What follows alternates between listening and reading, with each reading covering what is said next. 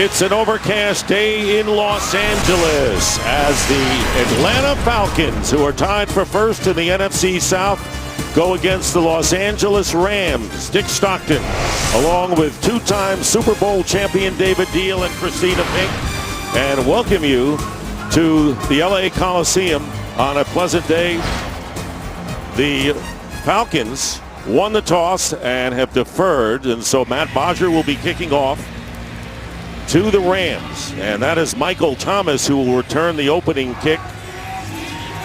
Regular kick returner Benny Cunningham is out with injury, so Thomas will get the first shot at it now. Falcons coming off a heartbreaking loss to Kansas City. Matt Ryan throwing an interception on a two-point conversion, returned by the Chiefs for 2 points, and Kansas City beat Atlanta. Tough loss for them, and the Rams have been struggling all season. They have lost 7 of their last 8, and 3 in a row. Bobbling it is Thomas, and Thomas is buried inside the 5-yard line, and a fumble, and it is recovered by Atlanta. Paul Warlow, number 55, makes the recovery. A big play opening this game, David Deal. That is not the start that they needed to have for the Los Angeles Rams. You talk about momentum. They talked about starting fast in this football game, having this home crowd get behind them early to bobble and botch the opening kickoff and give the football right in the red zone to the Atlanta Falcons. Unacceptable. Thomas had returned 3 kicks. Mostly had been Cunningham, and so Jeff Fisher's team behind the 8 ball early on. It'll be first and goal at the 3 for Matt Ryan. Devontae Freeman, the running back, starting this game as well. He's been a big weapon, and the pass into the end zone, caught, touchdown. Justin Hardy. Didn't take long for the Falcons to score.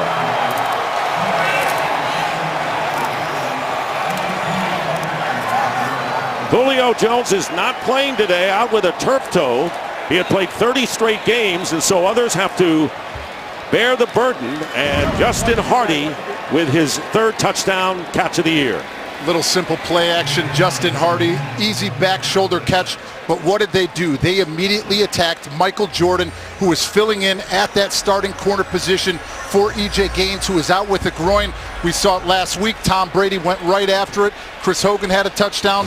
Once again, immediately go right to where you can get that points right on the board. Matt Ryan sees it, gets it. Touchdown, Justin Hardy. And now Matt Bryant will try to give the Falcons a 7-0 lead 10 seconds into this game, and he does. So a 3-yard touchdown pass, muffing the opening kickoff was Thomas in the end zone. And what a start. And we were going to talk about Julio Jones not playing today. What would that mean for the Atlanta Falcons? Didn't mean much in the early going. No, it really didn't. Obviously, special teams right away making impact on this football game. But you knew Justin Hardy, Taylor Gabriel, who would be starting for Julio Jones at that wide receiver position. They would get opportunities. But what are they really going to have to do? They're going to have to wear down this LA Rams defense by manipulating the snap count, going up-tempo, running screens, going pitches, stretches to the outside, because this is a Rams defense that has been out on the football field a long period of time these last 3 weeks. And David, in talking to Jeff Fisher, he said this team at this point all about Jared Goff. You can be all about Jared Goff, but this offense is predicated on running the football to protect Jared Goff. They have got to get Todd Gurley going, and going early, in order to take that pressure off of Jared Goff so that they are not one-dimensional and force Jared Goff to play and win with his arm. Well, there is Michael Thomas back again. He muffed the opening kick. Falcons scored quickly, so Bodger will do it again. 7-0. Atlanta takes the early lead.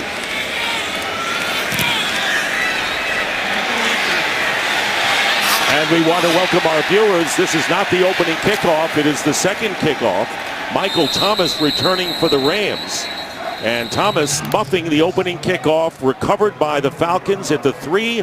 And in one play, Matt Ryan threw a touchdown pass to give Atlanta the lead. So here is Jared Goff, the rookie, making his 4th career start.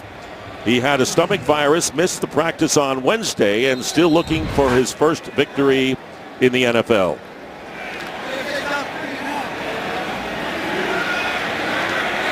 And the Rams will start from the 24.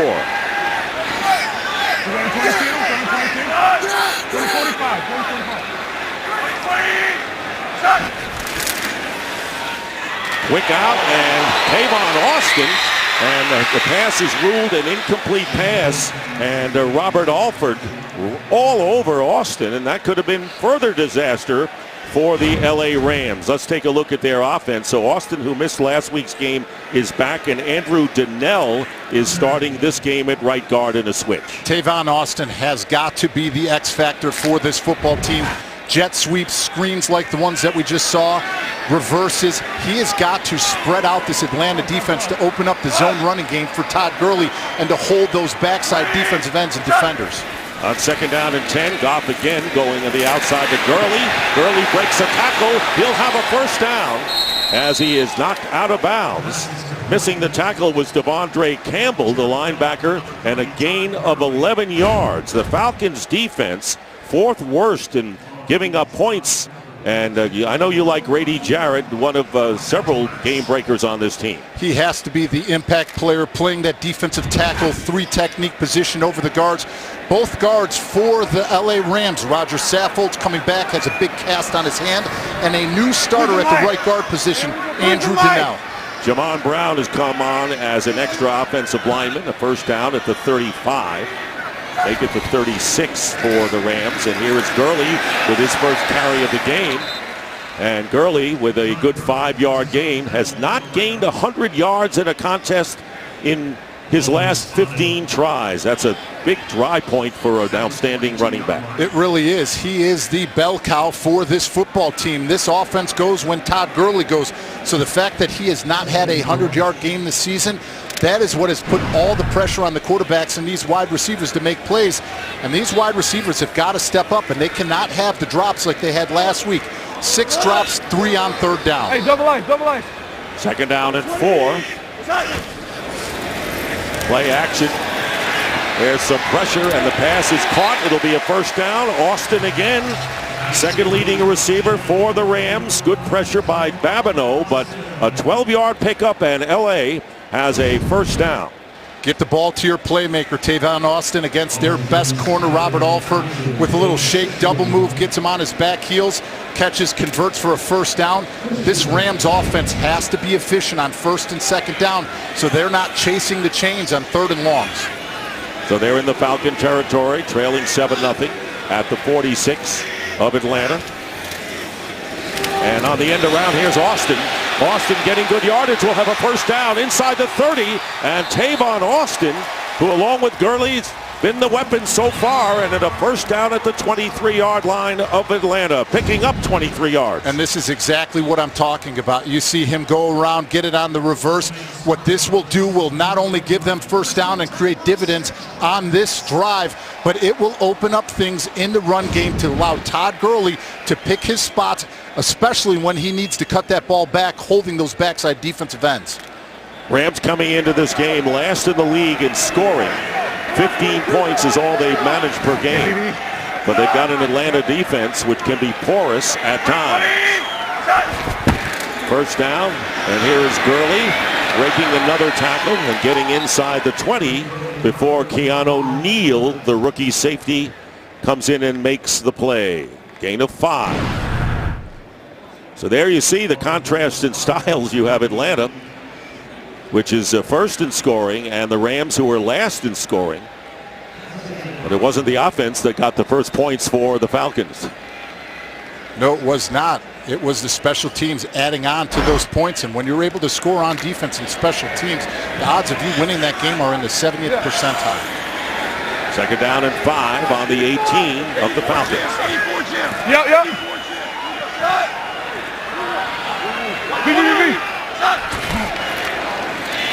Here's Gurley. He'll pick up a couple, and that's all. And that'll bring up third down. Grady Jarrett was in the middle. Falcons defense, they have a couple of good game breakers there. And but they have been scored upon. There's no question about it. They have allowed a touchdown on the first possession in the last 6 games. And that's something that Dan Quinn, when we spoke to him, talked about. Communicating, not being too feared, not being too worried and being complacent, sitting back. Dictate the tempo on the defensive side of the ball. And once again, we see Rob Boris and this Rams offense really running the way they want to. 3rd down and 3.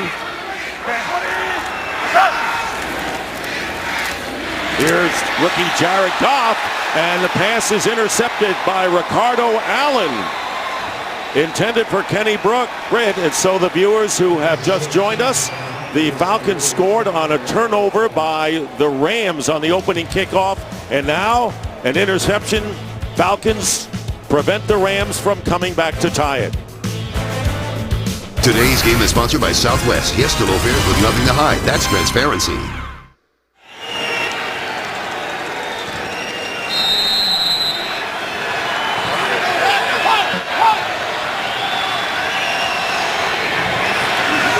Seven to nothing, and Matt Ryan backed up to the end zone, runs out of the line, and an incompleted pass, interception, giving the Falcons another chance here. Kenny Britt going one-on-one against Robert Alford on the outside, but this is something that he should win. He's a big-bodied wide receiver who is known for the inside slants. But what are they doing? They're letting history repeat itself. I said last week, 6 drops, 3 on 3rd down. You have got to catch that football and help your quarterback in this offense put a touchdown on the board. Only the 3rd play offensively run by the Falcons, and they have a 7-0 lead. It'll be 2nd down and 10 on the 10. Here is Devontae Freeman looking to go outside, and a good defensive play by Maurice Alexander, the free safety, and no gain on the play. So Matt Ryan, coming off a disappointing finish, but a great season for Matt Ryan, who has thrown touchdown passes to 11 different receivers. He's having a grand campaign. You really can see this second year in Kyle Shanahan's offensive system, running this West Coast style, moving the pocket, rolling bootlegs, changing the launch point, has really helped Matt Ryan. Not to mention, when you look at him now compared to the last couple seasons, he's in unbelievable shape and is delivering the football accurately outside of the pocket. 3rd down and 10. See if the Rams can hold the Falcons deep in their own zone, and this pass is incomplete. And it'll be 4th down, intended for Taylor Gabriel for a game break. Here's Carissa Thompson. Hi, Dick. Good news, bad news for the Miami Dolphins. This successful 21-yard field goal makes the Dolphins the 6th seed in the AFC, but Ryan Tannehill left with what early reports are saying is an ACL injury. Dick, David, and Christina. All right, Carissa, and that could be a death knell, of course, for the Arizona Cardinals, who won last week. We're trying to get some momentum. That hasn't happened. So now Matt Bodger will be kicking from the end zone, and Tavon Austin looking to give the Rams good field position. It's a short kick, and it will bounce at midfield, but takes a big Atlanta bounce. Austin is there, trying to find running room, can't. And it won't be a bad start for the Rams after all. 52-yard kick, and the Rams will start from their own 42. Today's game is sponsored by Bud Light. Strike gold and you can win Super Bowl tickets for life.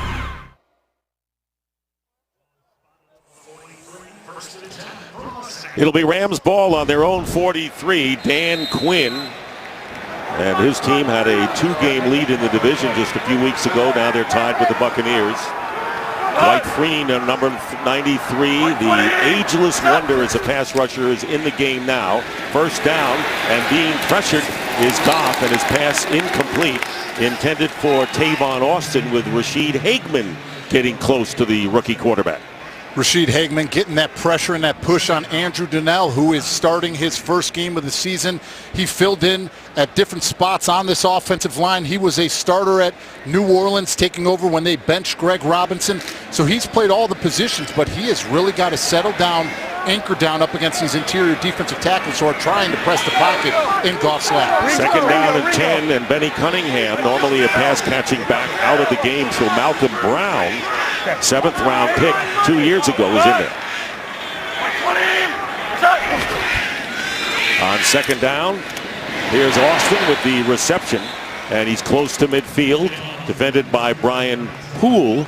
Coming into this game, the Rams at the bottom, points scored. They average 15 points a game, and in just about every other category, the offense has not been there. I think the last drive that they had with the interception to Atlanta is a perfect example of what this offense has done inconsistently. To move the ball down the field, 8 plays, 60 yards, and then to turn it over in the red zone.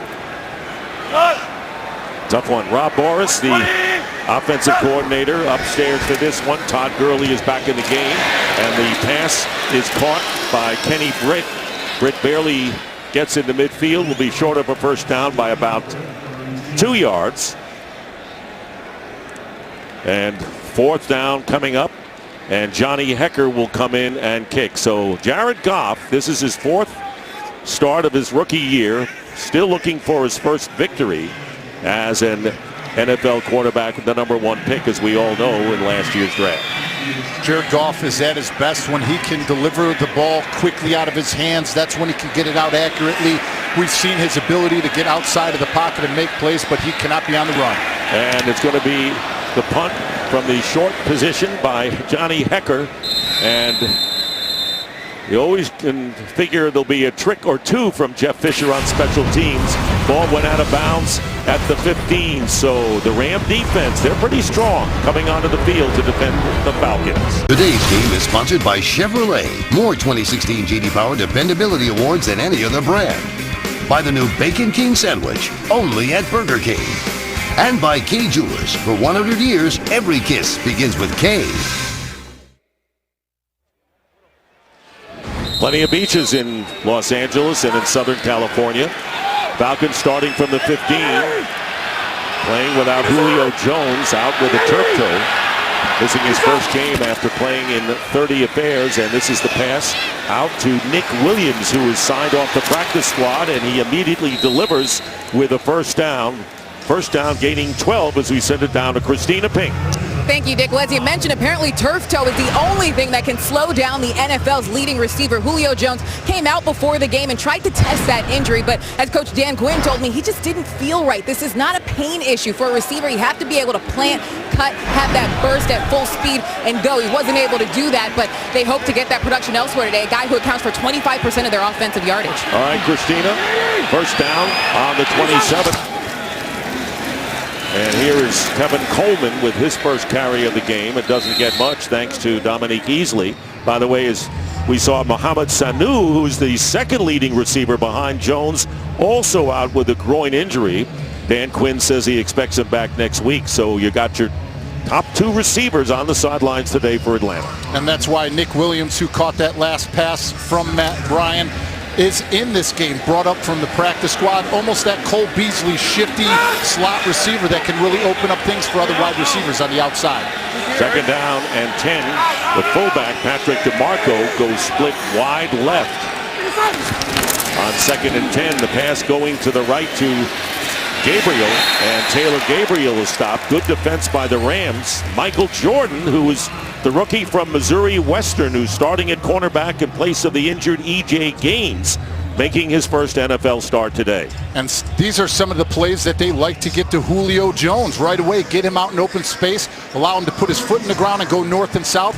But like I stated earlier, you see Kyle Shanahan really stretching things out, trying to wear down this Rams defense. Screens, tosses to the outside, really making them force themselves into positions that they do not want to be. Devontae Freeman enters the game at running back. It'll be 3rd down and 10. Ryan getting some pressure, and the screen pass to Freeman, and Freeman is buried shy of getting the first down. He probably thought he was going to get there, but Dominique Easley, the former New England Patriot, stuffs him after a gain of 9, and the Falcons will have to punt. Well, that's not something that you would expect out of defensive lineman, but he actually dropped out and was playing in coverage. That's why you see he was able to get it, see where the screen was, and come up with a huge stop short of the first down on Devontae Freeman. Freeman's probably saying, looks like I got enough. No. So Tavon Austin goes back deep, and Matt Bodger will be punting. And that's on the offensive lineman. As an offensive lineman, you always talk about in the screen game, do not let a defensive lineman retrace.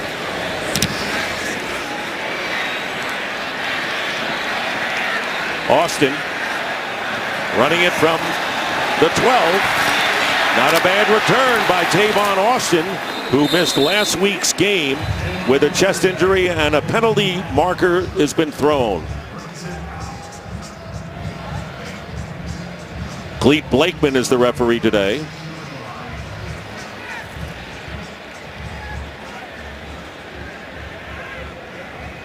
Return of 24 yards by Austin.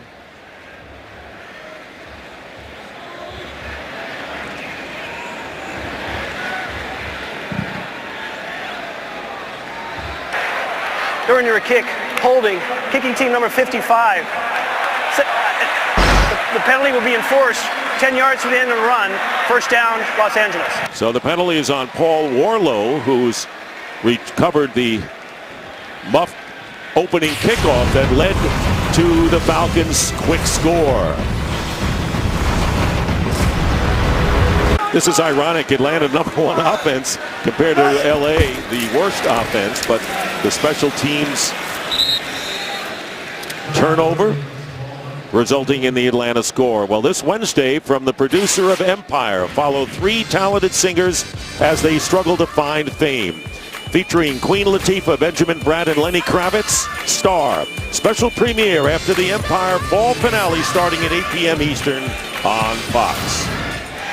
Going back to those 0 rushing yards, Kyle Shanahan said the goal in this game is 30 rushing attempts, but they've got to be positive ones. Second down and 8 near midfield for Jared Goff. Goff in trouble, and Goff goes down at the 41. Vic Beasley Jr.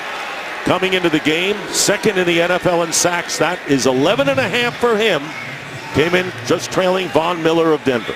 Talk about a big jump up from the last time when he was out on the field last season. You see a game on the right side of the screen. You're going to see a TE with a slot blitz. What does it do? It puts the guard into tackle on different levels. They're not able to punch and pass it off. Vic Beasley coming up with a huge sack for this defense. And a TE, of course, is a tackle first end around. So there he is with 11.5 sacks. It'll be 3rd down and 14. Back at the 41-yard line. Jared Goff's pass, and it's incomplete. Intended for Tyler Higbee, the tight end, and so 4th down. And Johnny Hekker will come in to kick it away. They ran the same exact stunt on that right side. You saw once again that TE Beasley coming around, so they are really testing this offensive line's right side with Andrew Donnell and Rob Havenstein starting together for the first time, because right now they're on different levels and they are getting the pressure they want on the Atlanta side of the ball. Johnny Hekker, who may be the most valuable player on this Ram team this year, believe it or not, and Eric Weems with a fair catch. So a good kick, superb kick that time by Hekker, 47 yards, but starting from inside the 15 will be the Falcons, leading 7-0 on that early touchdown. 12-yard line. Matt Ryan with that touchdown pass, and if you blinked early on, you might have missed it. Throwing on 1st down, and the out pattern, and it is caught for a 1st down to Taylor Gabriel. Boy, the Falcons scored in the first 10 seconds of the game, David. Yeah, the muff kickoff return right away. Paul Warlow is able to get that football down at the 4-yard line right away. Matt Ryan, back shoulder throw to Hardy up against Michael Jordan, who is in place of E.J. Gaines at starting corner. Devontae Freeman with the carry, and as you can see, a yard at most after the 11-yard pickup to pick up the 1st down. Under 2.5 minutes to go in the first quarter. Dick Stockton here at the LA Coliseum with David Deal and Christina Pink. Now they're going no huddle. They're trying to push the tempo offensively. Short drop by Ryan. And on the money to Aldrick Robinson, who caught a touchdown pass last week against Kansas City in another 1st down, and he's trying to get in rhythm now and doing it. These last 2 passes were the first that Matt Ryan have had thrown downfield. All of his other passes have either been at or behind the line of scrimmage, but really they're going right after Michael Jordan the same way Tom Brady did. 25-yard gain there. Ryan getting rushed and throws it away. William Hayes chasing Matt Ryan down, and he did the only thing he could do.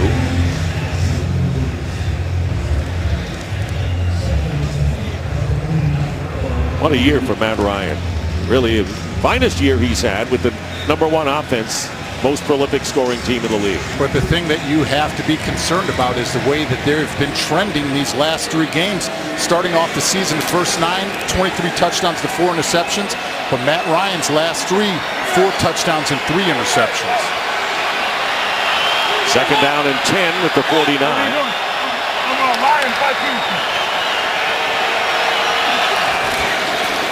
Ryan will give it to Tevin Coleman, and missed tackle, but Coleman drives his way into Ram territory before Alec Ogletree brings him down.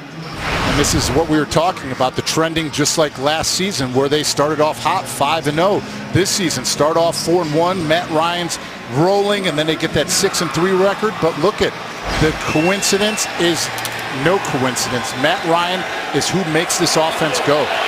Tied for first in the NFC South with the Buccaneers, who lead New Orleans 3-0 early in the second in their game. Third down and 5.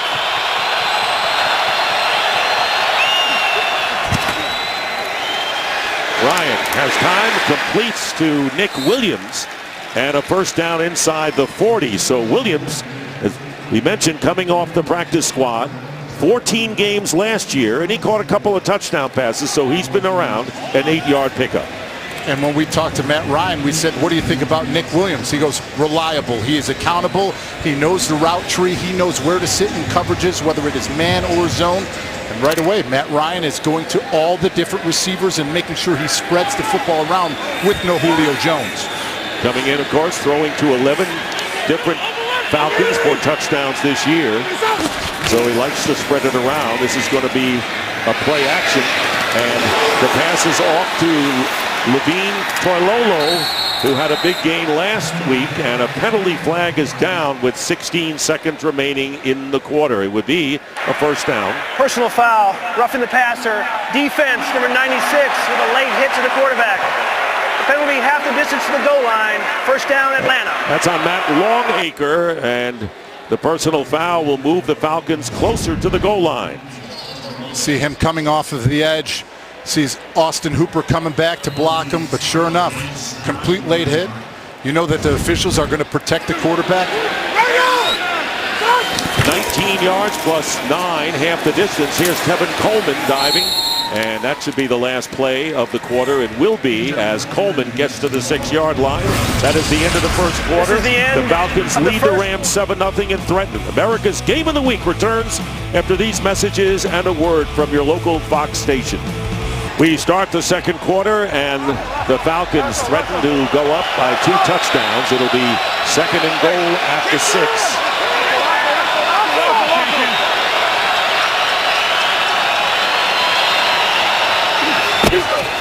Matt Ryan to Tevin Coleman.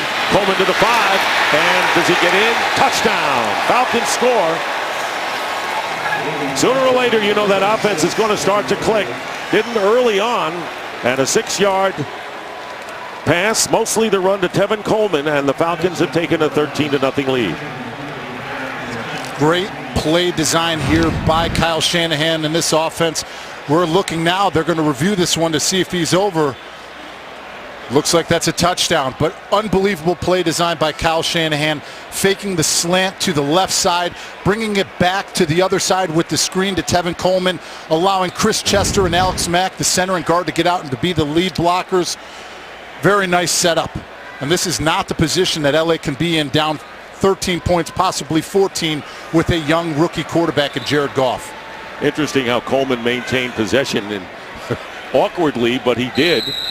He's done a much better job of that this season. Fumbling issues last year, has not had one this year. Matt Bryant on for the extra point.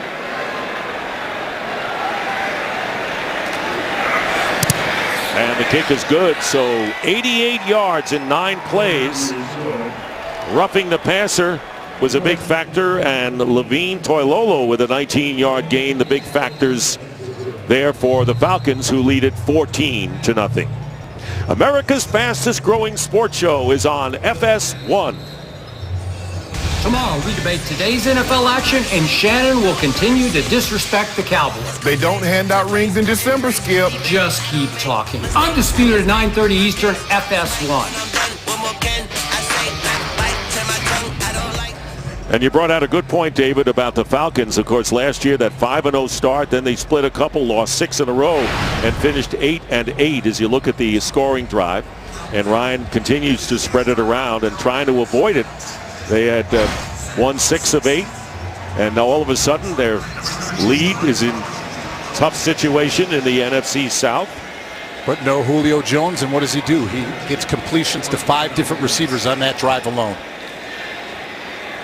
Michael Thomas is back deep. Jones out with the turf toe. He's been an Iron Man as a wide receiver. Tough position to stay healthy for as long as he has. And of course Sanu out as well. But this is a different Atlanta offensive team. They've got a lot more than just one guy this year. Bodger kicking off. And returnable Michael Thomas inside the 5. And Thomas with a good return gets it to the 26-yard line. Let's take a look, step back at the playoff picture right now. Lions won today. Falcons need to win to hold one of the division leader spots. And the Buccaneers now leading 10-0 over New Orleans to hurt the Saints' chances. Cardinals, really critical loss, and that might have knocked them out. We'll see. And the Redskins with a big win over the Eagles, trying to get back into the wild card picture. Malcolm Brown in at running back for the Rams. Carried the ball 8 times this year. And now 9. Brown pushes the pile impressively, does Malcolm Brown, within 3 yards of a first down as we check in with Carissa Thompson with a game break. Carissa. Thanks, Nick. You just outlined the playoff picture. Let me show you how the Bucs got on the board here. Doug Martin, 1-yard run. Of course, the Bucs trying to keep pace with Atlanta. They're up 10-0. Dick, David, and Christine. Yeah, the Buccaneers are really beating some tough teams, including games on the road this year, David. And it's been a key to have Doug Martin back to be able to take pressure off of Jameis Winston and allow him to really control that offense. Malcolm Brown remains in the game. It'll be 2nd down and 3, and the pitch going to Brown, giving ground, and he'll be knocked back for a loss. And Devondre Campbell among 3 Falcons there. 5-yard loss on the play, and that'll bring up 3rd and long. What you have to do is you have to set the edge. You see the tight end completely missing his block. When you're unable to block that defensive end and force that ball to bounce outside exactly where it is, you see both tight ends, receivers, you can't have a successful outside running play when you can't stop and edge a defense whatsoever. 3rd down and 8. Todd Gurley enters the game. Here's Austin to the bottom of your picture. Watched by Robert Alford. Looking there is Goff. And the pass is going to be ruled completion to Austin, and it'll be a first down. Well thrown by Jared Goff, picking up the 10 yards he needed. Because he had protection. When they're able to protect Goff, he is able to make the throws that he needs to make. But anytime you put any quarterback under pressure, let alone one who is starting their 4th game, accuracy is an issue, and it makes the wide receivers adjust, and sometimes he will lock in on his throws. And he told us that the game is starting to slow down a bit since he started against Miami. This is his 4th start. It'll be a first down at the 37. Goff looking for a receiver and trying to get it to Gurley, the running back. And a penalty marker down.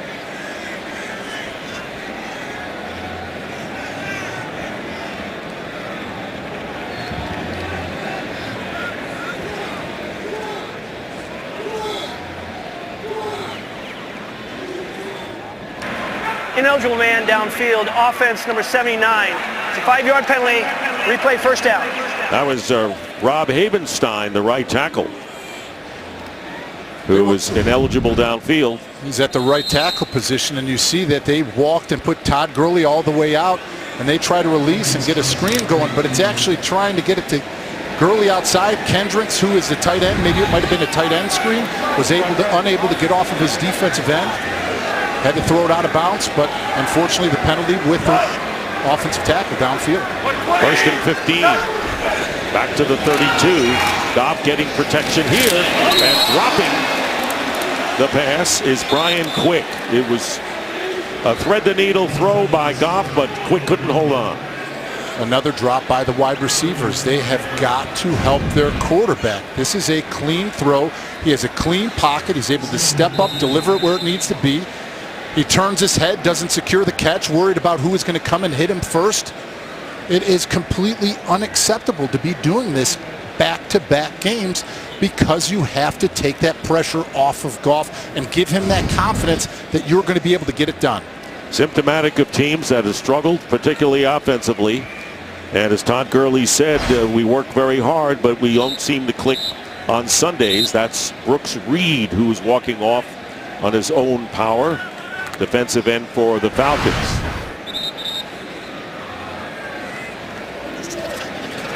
That's kind of been the problem with the Arizona Cardinals, who may be a better team than the Rams. They have good practices, good weeks, and then something happens on Sunday where it doesn't click and everything's out of sync. Well, you don't win games on Wednesday, Thursdays, and Fridays. Although maybe they'll schedule games on those days, and that'll be a chance. Second down and 15.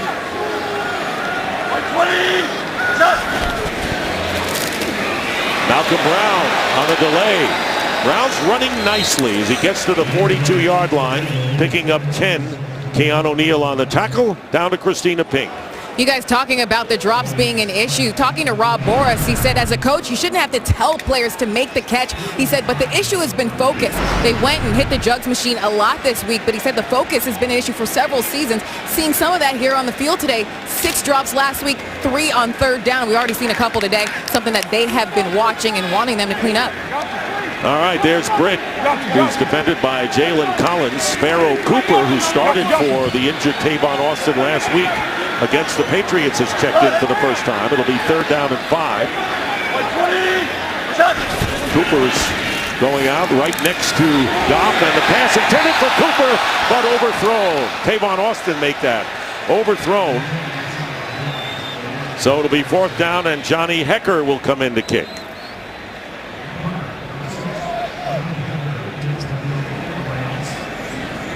So Goff now has completed 5 of 11 for 41 yards and an interception. Communication. Watch Ricardo Allen. He's coming up and he's pointing things out. He made sure that the defense knew where to line up, but unable to get it done. Bad throw, overthrown to Tavon Austin. Another Hecker punt. He didn't get good protection there either.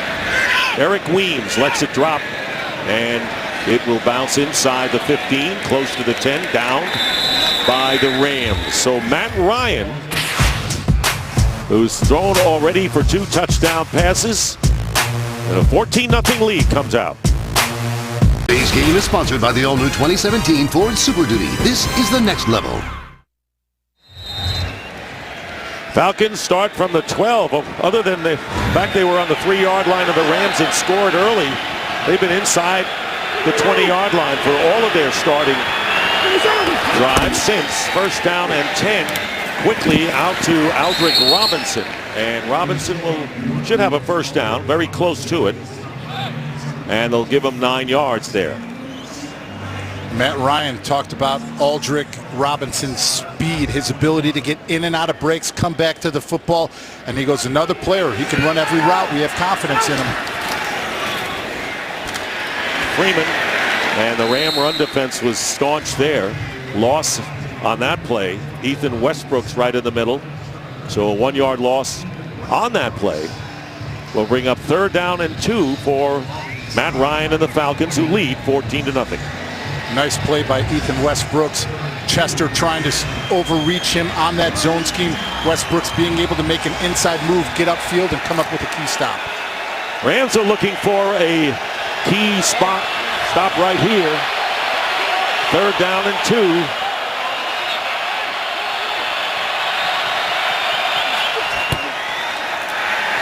Pass is deflected and incomplete. And that will bring up 4th down. So LaMarcus Joyner nearly picking that one off, and it'll be 4th down. And the Falcons will have to kick. You're used to seeing two linebackers, what they say, mug in the A-gaps, but look at the two defensive ends, Sims and Westbrook right in the middle, making sure they get that press down the pocket. And what do? When you can't get the quarterback, you get your eyes into the throwing lane, make sure you get that pass defensed. Sims got a hand on it, so Austin way back, and Matt Baja will be kicking from inside his 10. And nearly blocked, and no flag thrown as Baja went down. The ball takes an Atlanta roll, and it's inside the 20-yard line. And it will be down there. Big break for the Atlanta Falcons as the Rams try to block the kick. That'll wind up to be a 66-yard punt.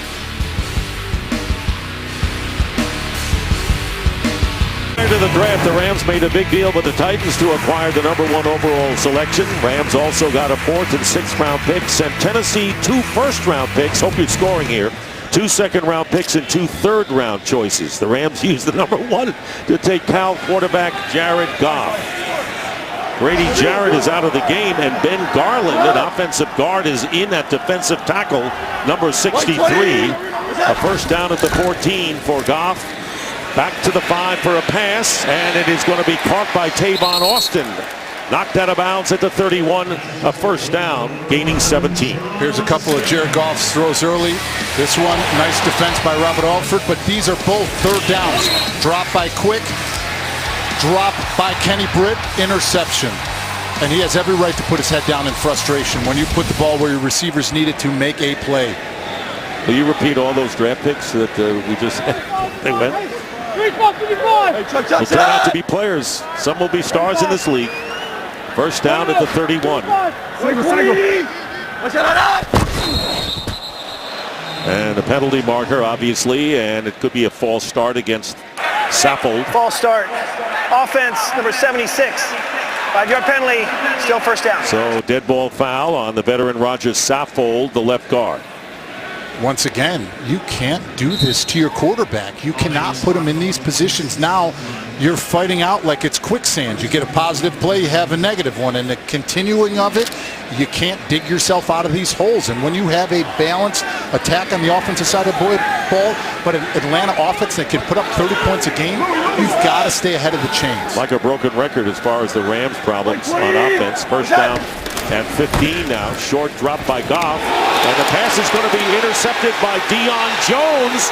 And Deion Jones will run it in for the touchdown.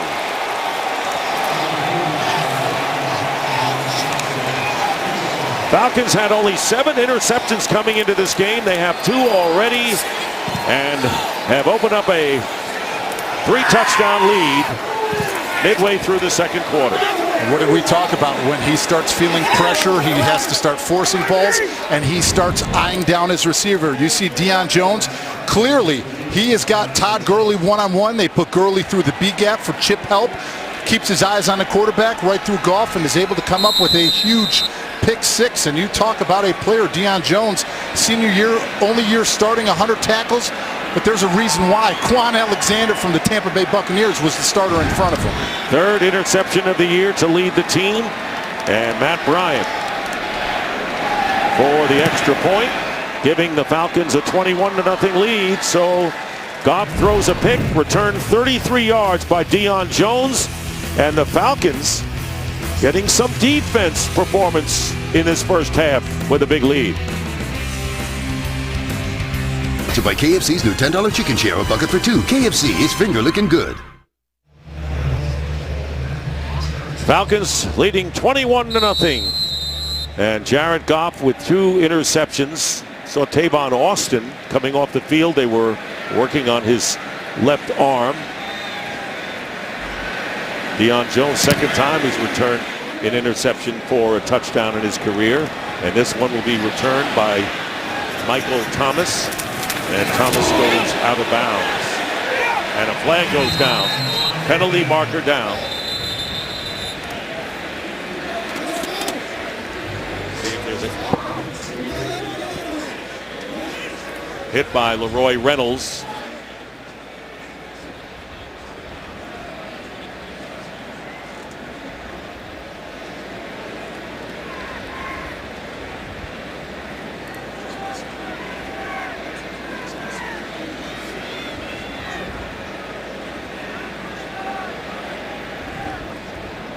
Ron Marinucci, the line judge, also shaken up.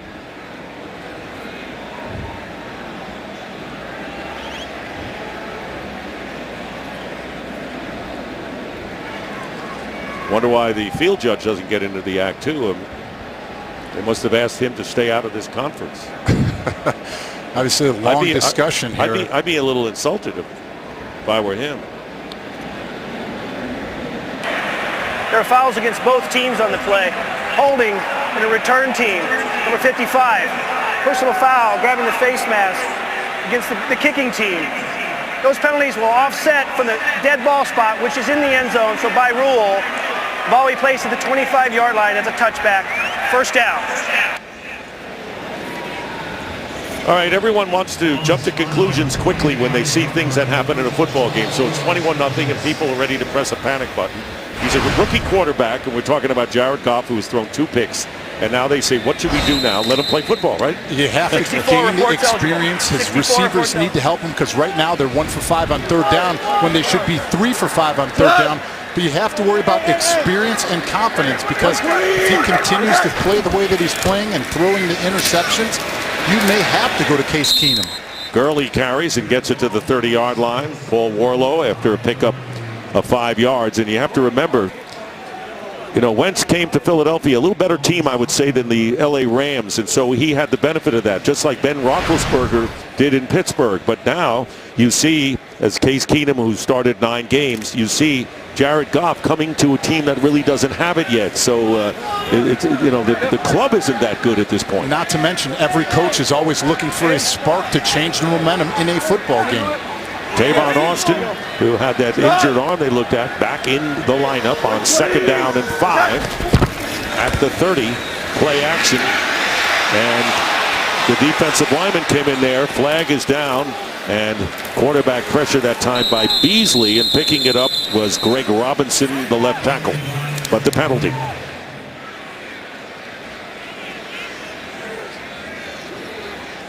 It'll be holding against the Rams. I saw that initial signal.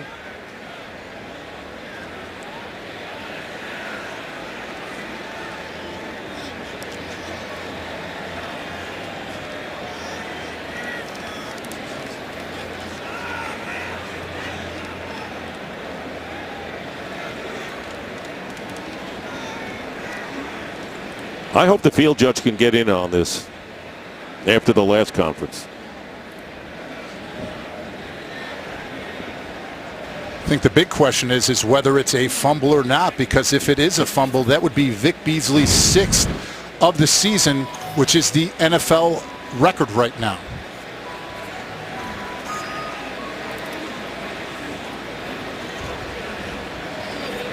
Is this an empty hand? And the worst part about all this is that pressure on the quarterback. They actually went jumbo. Holding, offense number 73. It's a 10-yard penalty from the previous spot. We'll replay 2nd down. So holding called against Greg Robinson on an incompleted pass. Which is his 10th holding call of the season, number 14 total. Greg Robinson was the 2nd overall pick in 2014. And he's had struggles all season. Last year led the team in penalties, this year again. And that's why they sat him in New Orleans on the road. 2nd down and 15. Back to the 20.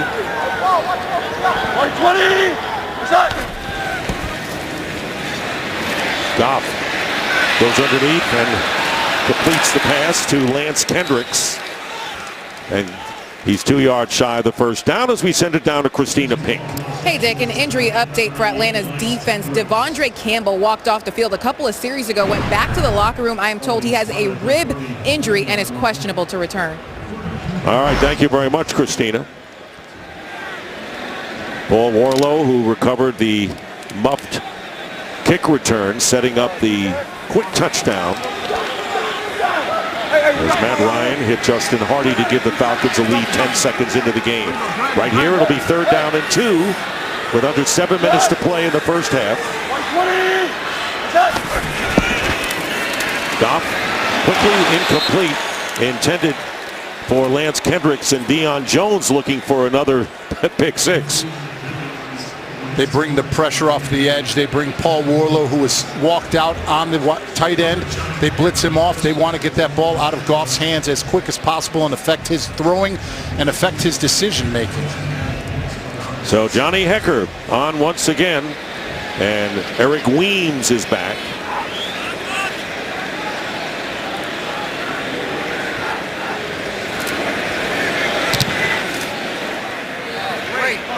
Weems, fair catch at the 16 or 17.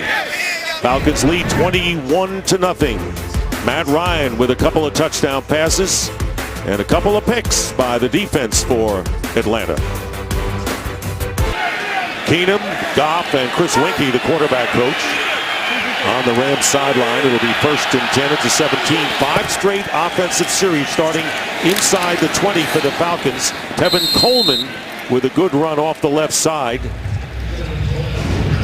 When we went to break, this is what we saw. Obviously, frustrations are high, especially when you're not running the football the way that you want to and not winning. Todd Gurley coming over, saying something to Jared Goff and Chris Winkie, the quarterback coach.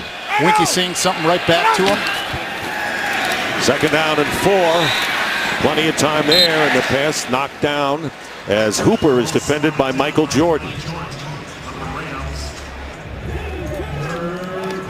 By the way, Gurley has carried 5 times for 20 yards. His longest run has been 6, and you said it, you've got to be able to run the ball to make play action and all those other things work.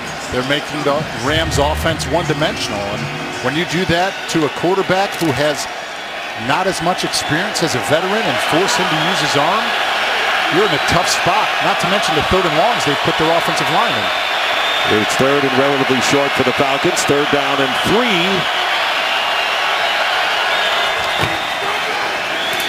Ryan under pressure and trying to get it to Nick Williams, but he was hit by Alec Ogletree on the pressure, which affected the play. Let's send it down to Christina Pink.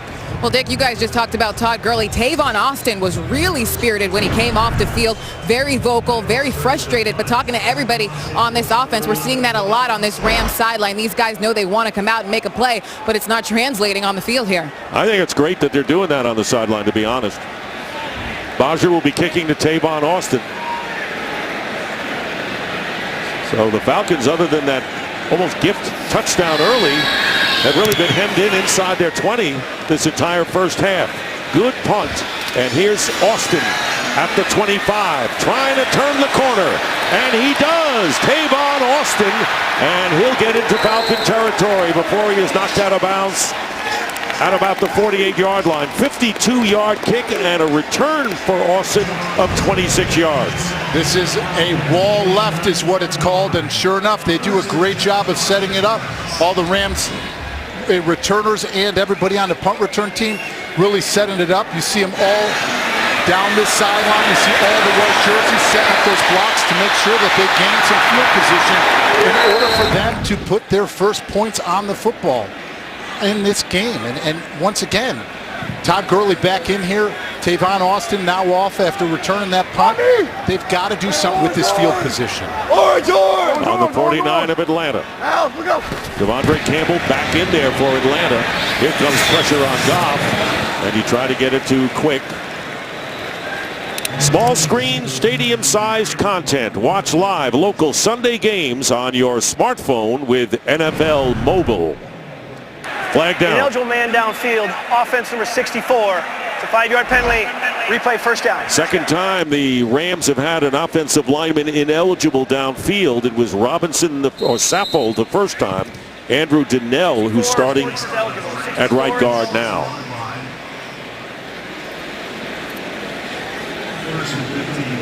As long as you've played this game, what are the things you've heard? Penalties and turnovers lose football games. Ben Garland, the offensive lineman, now lining up defensively on 1st and 15 for the Rams at the 46. And here is Gurley. And Todd Gurley getting back to midfield. Garland making the tackle. And sure enough, recognizing that Garland's an offensive lineman, where did they run the football? Right at him. Good double team at the point of attack. And got some movement to continue to move forward. But you see the penalties is where they're continuing to have issues, and they are not able to convert because they're in so many third and longs. So the Rams self-destructing, particularly, well, really only on offense in a lot of ways. It'll be 2nd down and 11. 5 minutes remaining in the first half.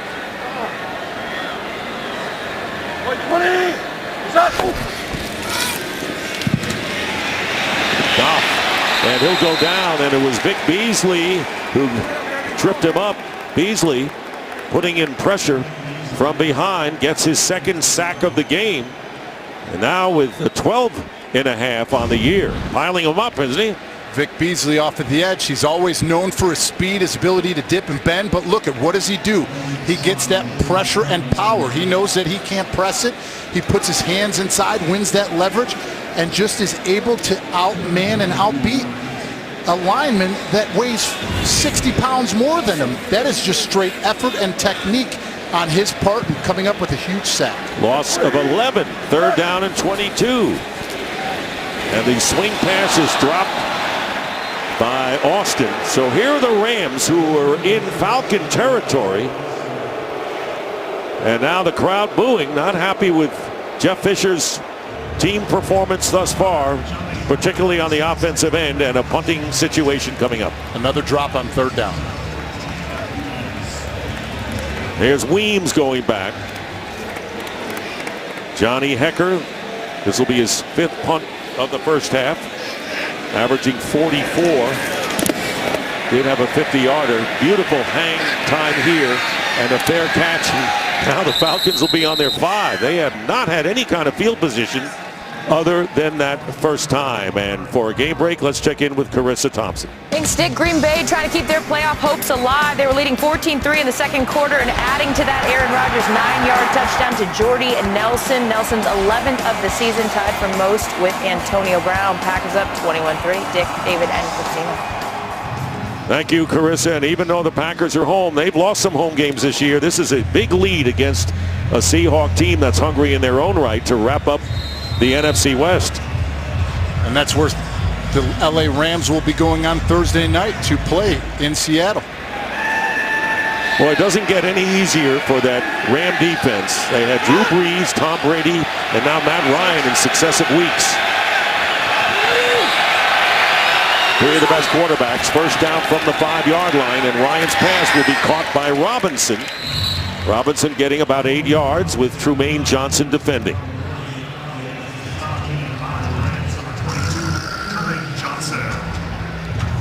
Ryan, 9 of 15 for 102 yards. Now with 29 touchdown passes, only 7 interceptions on the year. And here's Ryan, and he'll go to Hooper for the short game, but good enough for a Falcon first down. 21-0, the Falcons lead the Rams. And they got off quickly on a muff punt by the Rams, and on one play, a 3-yard touchdown pass from Matt Ryan to Justin Hardy got the Falcons off, and their defense has done it since then. First down at the 19.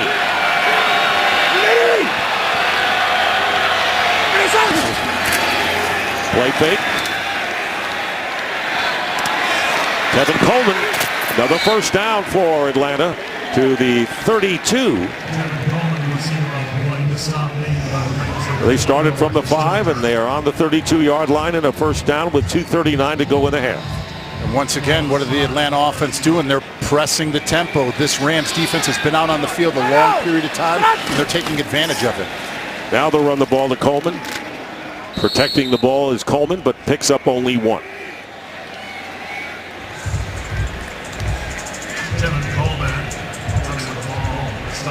You know, it's interesting. The Rams have outrushed the Falcons 59-15. It's so deceptive when you really look at what the offenses have done in this game. It really is. Now you just see the Atlanta Falcons going to take it down to the 2-minute warning. 2-minute warning here at the LA Coliseum. Matt Ryan trying to rebound from last week's disappointment. And the Falcons leading the Rams 21-0. Follow your favorite team all season long. Go to iTunes.com/NFL. Terry Crews taken in the game. I'm not used to seeing him with the shirt on. That guy's always walking around shirtless, rightfully so. They did as a rule. Second down and 9. Matt Ryan under pressure gets rid of it in a hurry. And that time, good pressure being put on by Aaron Donald and Eugene Sims. Aaron Donald, just a dominant force on the interior, has yet to come up with a big play. He was close earlier, almost had a sack, unable to come up with it. He's one of those players that can be a game wrecker. I know firsthand what it's like to have a 3 technique who plays the run on the way to their quarterback, and they are devastating because what do? Pressure and penetration stop the run game. Is that why you retired? He's the reason why. No. Third down and 9. 2-minute warning is history, and Ryan steps up and completes to Justin Hardy, who caught the touchdown pass early on. He'll be shy of the first down as T.J. McDonald makes the tackle. You have to give this defense credit for how long that they've been out on the field, and now to hold the Atlanta offense to 1 for 6 on third down. They're constantly put out on the field, and this defense continues to fight, scratch, and claw without having their offense give them any opportunities to succeed. Austin is back deep, and Bajer will kick.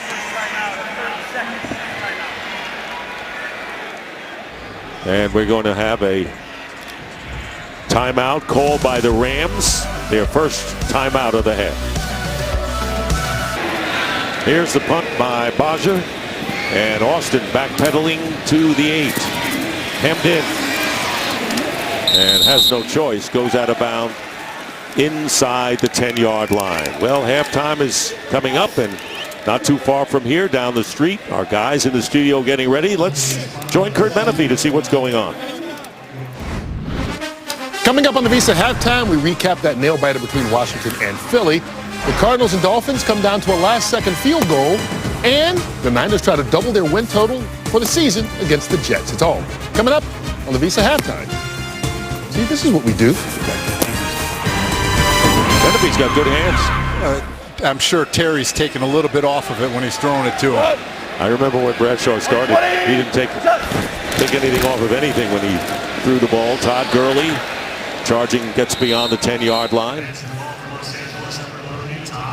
Keanu Neal making the tackle. Todd Gurley, the NFL Rookie Offensive Player of the Year last year.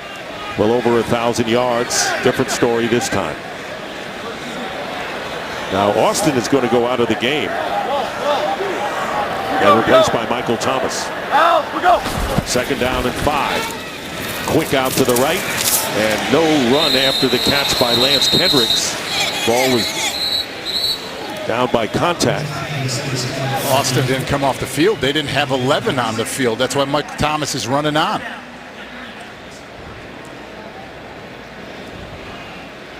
This is not an organized offense we're watching today from the white jerseyed Rams.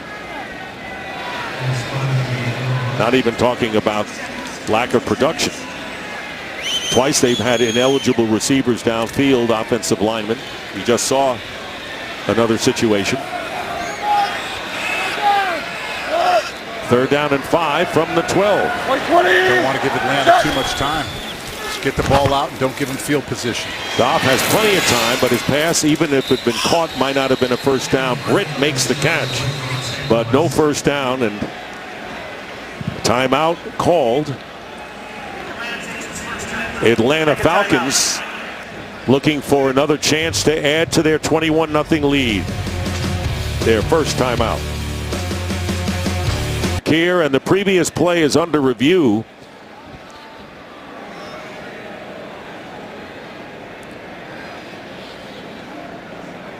Which was the catch by Britt.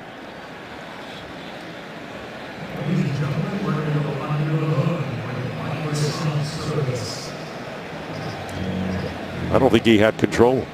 I don't think that he did either. And anytime you see the ball hit the ground like it did, not controlled, not tucked away, I think they're going to take that one back. That was Jalen Collins defending against Britt, and if they call it incomplete, the Falcons will save a timeout in the process. which is the last thing that you want to do. You do not want to give up points here at the end of the half, considering the fact that Atlanta comes right out in the second half offensively.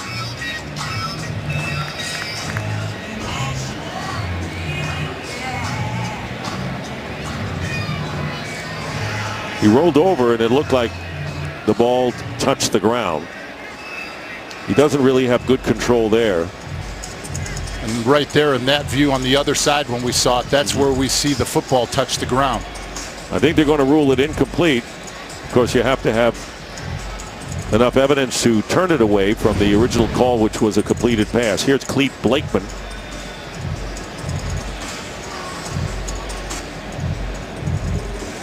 Falcons seem to think it's incomplete.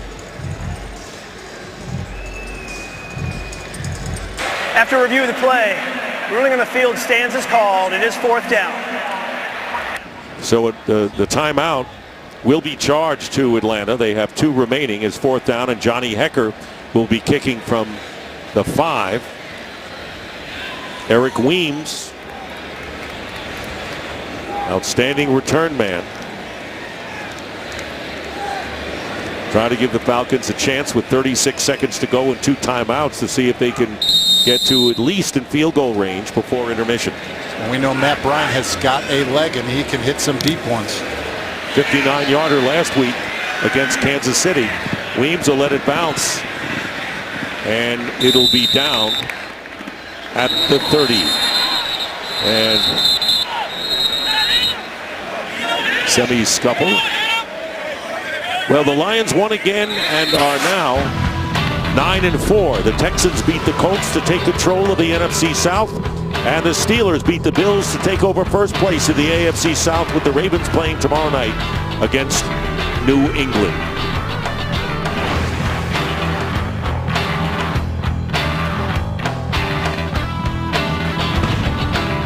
So the Falcons will have the ball at the 32-yard line. 25 seconds to go, 2 timeouts left to at least try to get into field goal range.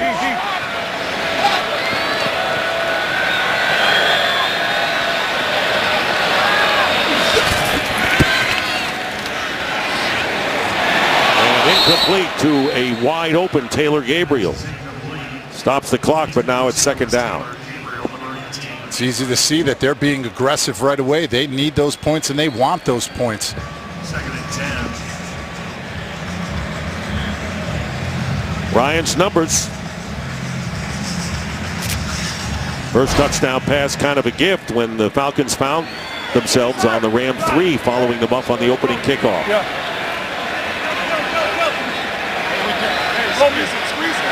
Squeeze. Us. Defensive ends mugged up again. Ryan. And incomplete once again. Austin Hooper defended by Trumaine Johnson. So it'll now be 3rd down and 10. And 17 ticks on the clock.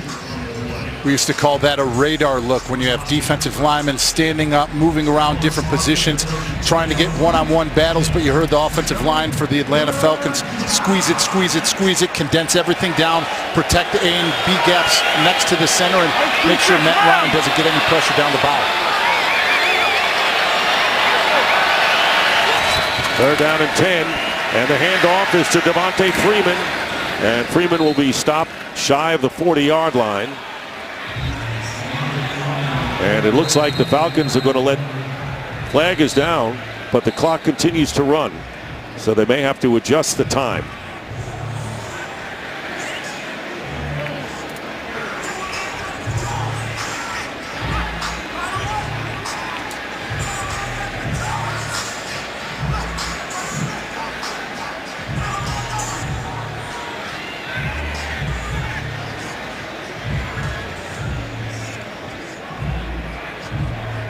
Line judge doing his job to make sure, keeping everyone out of the exclusive conference.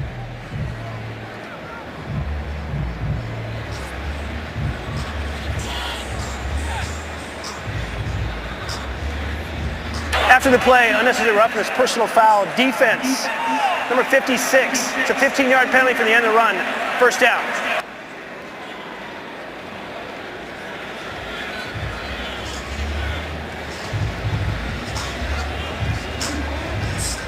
So the penalty will move the ball into Ram territory. 5 seconds are showing on the clock, so a 5-yard run and a 15-yard penalty. The ball will be at the 48 of the Rams. I thought the clock was continuing to run after that penalty flag went down. And perhaps there should be more. First and 10 for the Falcons. 5 seconds remaining in the first half. Last week you mentioned he's got a strong leg, 41-year-old Matt Bryant, 59-yarder. Last play was a teammate of mine in 2003 in New York. So 5 seconds officially. Not much you can do with 5 seconds. The previous play is under review. Going to take a timeout. Under review. We're going to be back in 30 seconds.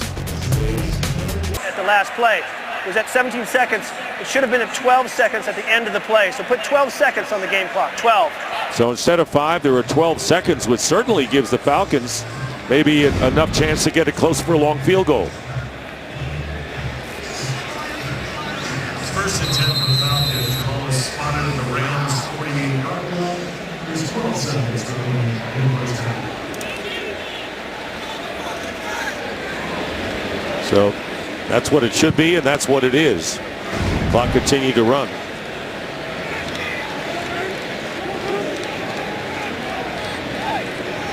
Quick slants, quick outs, get the ball out.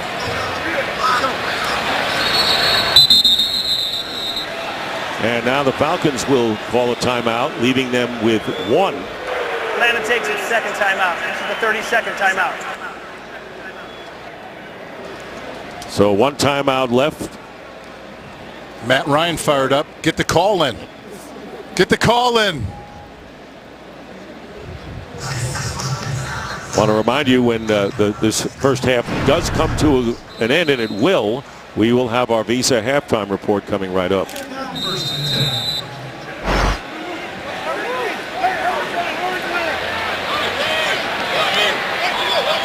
It's going to be interesting. 12 seconds to go to try to get it in field goal range. And here's Matt Ryan. No, yep. And the pass is incomplete with 8 seconds on the clock. Aldrick Robinson, his target. That's twice, same play, getting come back on a curl and another drop. The first one was a little bit behind, but still hit him in the hands. That's one that Aldrick Robinson has to catch. Well, if he had caught the ball with the time running out, I don't think they could have gotten in there to clock the ball and get anything going, I don't think. Maybe Matt Bryant is saying, let me try a real long one here. 8 seconds remaining.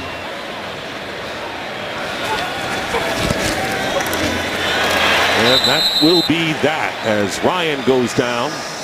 And it'll be 4th down. William Hayes. That's the first sack of the game by the Los Angeles Rams. And shaken up on the play. Matt Ryan sees this one. They bring the pressure off of the edge, switch off. Jake Matthews fighting through, playing with a left knee sprain that he had last game. Eugene Sims not being able to get the chip because Hooper jumping inside. Big sack. Sims still on the ground, coming in for Robert Quinn. So he's hurt too. It's halftime with the score. Falcons 21, the Rams nothing. Stay tuned for the Visa halftime report coming up after these messages and a word from your local Fox station. And that was first half moments brought to you by Head and Shoulders. 21-0, the Falcons lead the Rams. Falcons will get the ball first. And you know what? Not many people could wear a jacket looking so good as you have with that. What color is that? I brought it to match the stadium is why I wore it. This is the first time, 11 years in my NFL career, I got to play in every stadium. Now as an announcer, it's great to be here at the LA Coliseum. You know, the 51 Rams played here too, and maybe that was good back then. Who knows? You know, but I like it now. Okay. I know. What about this game? Obviously, you look at the Rams offense, insanity, doing the same thing over and expecting different results. They've got to get back to fundamental football. No penalties, clean things up, efficiency on 1st and 2nd down. But the Atlanta offense is continuing to move forward, even though they're in field position. They've been punting a lot. They have got to come out this second half. If you want to be a good football team in the NFL, and you say that you are, when teams are down, you put them away. Eric Weems back deep. And Greg Zuerlein will kick off. You saw the highlight of the 3 turnovers resulting in 14 points for the Falcons, who will start at the 25-yard line. Let's go down to Christina Pink. Hey, Dick, I got a chance to talk to Jeff Fisher at halftime. Asked him about Jared Goff's 2 picks. He said, look, one was his fault, one wasn't. He said that second pick 6 was the first true interception he's thrown all year that wasn't the result of a deflection or a mistake. But he said that one was a mistake, but the penalties have set them back all game. Defensively, he said, our defense is hanging in. As for Dan Quinn, he told me without their 2 big offensive weapons in Mohamed Sanu and Julio Jones, of course, guys. I talked about him earlier in this game. He said basically they've been able to come out and produce because other guys have stepped up. All right, Christina, thank you. Good hustle there. Fake handoff on first down from the 25, and the pass is caught by Justin Hardy. And Hardy fights his way for a first down. And Christina was talking about the penalties. The Rams had 6 penalties for 50 yards. So Jeff Fisher was right on. There's another flag right here, and that seems to be against Atlanta.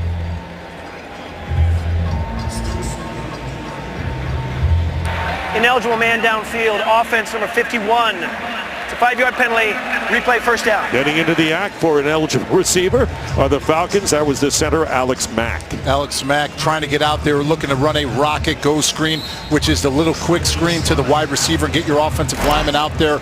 But I will tell you this, Alex Mack has been a complete difference maker up front and for Matt Ryan. His ability to be a Pro Bowler, know this offense from Cleveland with Kyle Shanahan, and take the protections to his own and not have Matt Ryan worry about him.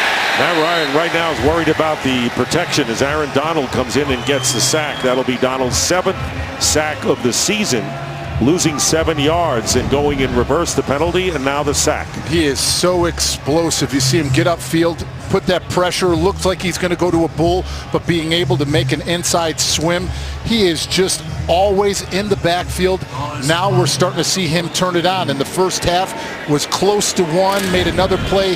He's a player that has to make an impact here in the second half. Leads the NFL in tackles for a loss, 15. Second down and 21. Tevin Coleman, the back now, is part of a 4-man receiver group to the right. They'll go to Taylor Gabriel, and Gabriel trying to break a tackle, and a flag goes down again. 2 of them, in fact. And Gabriel is tackled at the 21 by Alec Ogletree. Personal foul, horse collar tackle, defense number 52. It's a 15-yard penalty in the run. First down, Atlanta. Boy, penalties really hurting the offense for the Rams in the half. Now the defense. Once again, going to this quick screen game. They're trying to wear down this defense. Ogletree trying to reach out and grab anytime that you're up at the collar and able to pull a offensive player or a ball carrier back. You're going to get the penalty. Let's go. And of course, you don't have to go into the collar. You drag a player down by his name plate, and that's the new rule this year on the horse collar. Here is Matt Ryan with loads of time, and all alone is Taylor Gabriel for the touchdown. Gabriel with a 75-yard TD against the Eagles, a 47-yarder against Green Bay, and to that 64 against the Rams. Former Cleveland Brown with a huge touchdown catch, no one near him. That's Matt Ryan's 13th touchdown of 25 plus, which is first in the NFL. But he is explosive. You see him just take the top off. Complete breakdown in coverage. You see the outside, the post safety running to the back left, completely leaving the middle of the field open. And this is something that this Atlanta offense has done. Coming into this football game, they've scored 98 points in the third quarter, which was most. Tack on another 6 to that. Matt Bryant makes it 28-0. So without Julio Jones and Mohamed Sanu, the top 2 receivers, that does not faze Matt Ryan. 64 to Gabriel, and his 3rd touchdown pass of the game. This game is sponsored by Southwest. Yes to low fares with nothing to hide. That's transparency. By FedEx. How the holidays arrive. And by Walmart. Celebrate the holidays with Walmart. Find gifts, groceries, and fast checkouts. Chef John Brenning and his team at the Coliseum preparing holiday food for the fans.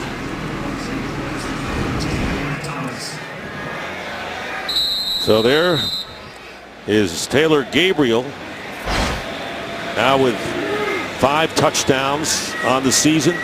Good blocking receiver as well. What an addition to the Atlanta receiving corps.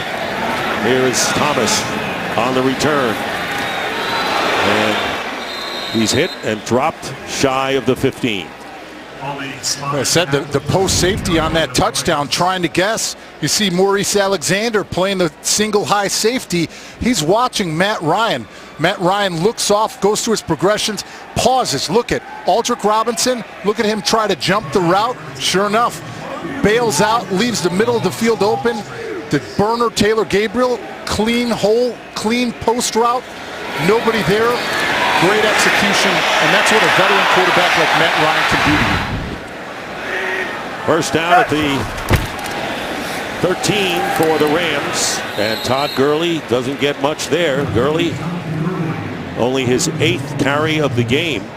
Longest run from scrimmage was 6 yards. He got 2 on that play. Talking to Gurley. Only 11 carries last game. And he was admiring your Super Bowl ring. He would not leave the room when we talked to him Friday. Came back 3 times. Let me see that one again. That's what he's aiming for. Quick goes out to Tavon Austin. And Austin will get the first down.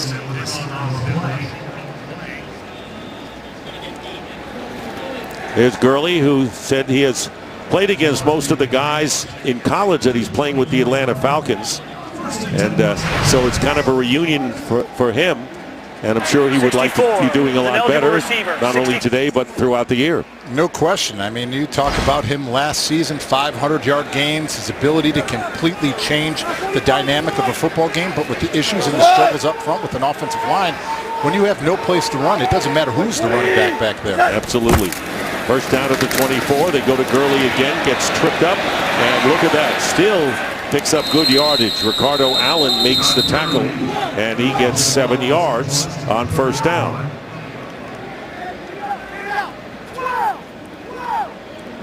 It's been 15 games since Todd Gurley has gained 100 yards in a game, in a contest.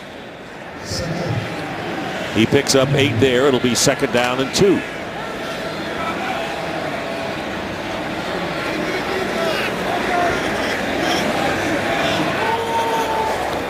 Goff is now 9 of 19 for 84 yards and 2 interceptions.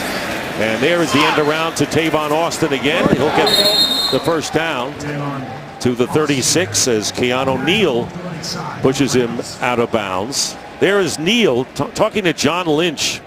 I asked John Lynch, who do you think reminds you of you in the NFL? He said, this Keanu Neal does, and Cam Chancellor, the 2 players that remind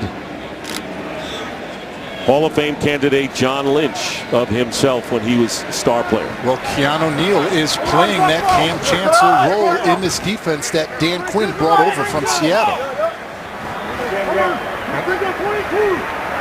From the 36, first down Rams. No chance that time, and it was Philip Wheeler, and a flag is down. Wheeler, the former Dolphin, beat a loss of 10 pending this call. The penalty flag was thrown upfield.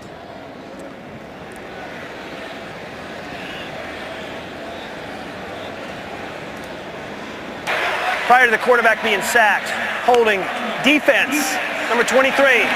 It's a 5-yard penalty, first down. Well, the Rams catch a break right there as Robert Alford called for holding right before the sack. So instead of losing 10, they get a first down. There's the holding on the outside, and they're lucky that they got that because they actually had Lance Kendricks, the tight end, in at fullback. He goes to set the edge, completely pulls a no-hitter on Philip Wheeler. Wheeler has a clean place to hit and get after the quarterback on the sack. Now at the 49, Tyler Higbee moves to the left side. Gurley. Todd Gurley. And Gurley fighting his way close to midfield, about a yard short of the first down. And this is the type of offense that this team can be when they don't have the penalties, when they don't have the drops. Get Todd Gurley going on the ground. They get Tavon Austin going out on the jet sweeps, making sure that you loosen up a defense and spread them out, running the football consistently. Jamon Brown, number 68, is an extra offensive lineman, and you see Austin going out of the game. Second down and 2. Starting right guard Andrew Donnell at tight end position right now. And here's Gurley. Gurley gets the first down into Atlanta territory. Brooks Reed making the tackle, and 28-0. The Rams aren't going to get 28 points on one play, but if they can get a measure of an offense going, it'll be a plus for them. When you're out on the football field, you are a professional. It doesn't matter what the score is. You are out there to be your best and play your best football. So even though the first half didn't go the way that you wanted to, obviously with the score 28-0, you have to have pride in your group and build on something offensively, collectively. It takes all 11 on the field. Well, Jeff Fisher hopeful that the Rams could do what they did last year, winning 3 of their last 4 games. He's got a big hole to fill in this one, down by 4 touchdowns. From the 49, a first down, and here is Malcolm Brown. And Malcolm Brown loses the ball. Ball knocked away. And a fumble recovered by the Falcons. So the 4th turnover of the game committed by the Rams. And it's got to be real frustrating as the Rams don't execute. It's a tough situation. Courtney Upshaw recovered the loose ball. Fumbled by Malcolm Brown, and the Falcons will get it back near mid. Former Raven Courtney Upshaw stripped the ball. Looked like he recovered it as well. The fumble by Malcolm Brown, and now the Falcons have a first down on their 46-yard line. A burst through the line by Tevin Coleman, still on his feet, and has a first down at the 44-yard line, picking up 11 yards. Dick Stockton, have you ever started a lawnmower? This is what you practice on defense. One guy holding up, the other one pull out that football like you're starting a lawnmower to get that forced fumble. And he returns it. I've never run a lawnmower in my life. Handoff to Coleman on the pitch, and Coleman knocked out of bounds at the 39-yard line. Sorry, never have. And what were we talking about in that drive? Fundamental football. The Rams started to look like it, but once again, the inconsistency, this has been something that has plagued them all season. Penalties, turnovers. Meanwhile, Matt Ryan is over 4,000 yards passing for the 6th consecutive season. He needed 187 yards. Going in, has 205. But this is a full team effort. Special teams, offense and defense. Second down and 5.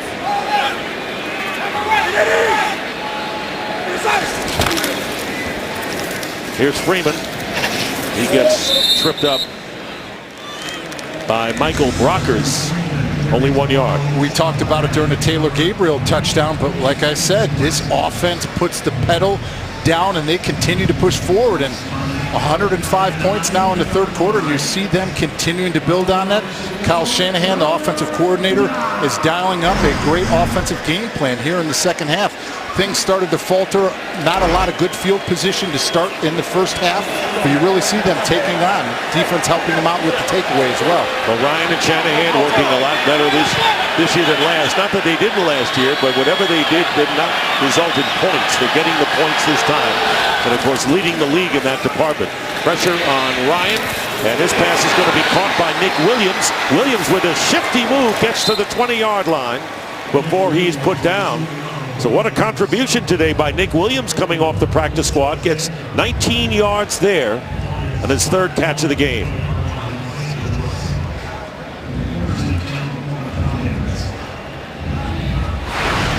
Welcome to the receiving core of this team, with Julio Jones and Mohamed Sanu, their top 2 receivers, and Jones leading the NFL in receiving yards coming in. But it's been Hardy, Gabriel, Robinson, and Williams shouldering the burden on first down. Here's Freeman, And he is hit hard after a gain of about 2 by Mark Barron. Opportunities are never lost. Someone will take the one that you miss. And Nick Williams, coming up from the practice squad, is getting his opportunity and making the most of it. And like we said, not having Julio Jones in the lineup, how would it affect their offense and the flow of the game? Now Matt Ryan has thrown the football and has completions to 8 different players. Kyle Shanahan said Nick Williams reminded him a lot of Cole Beasley. Those are valuable receivers. You don't necessarily have to be big and rangy.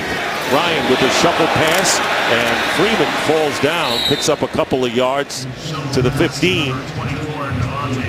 So give him 4 in all as we wind down to 5 minutes remaining here in the third.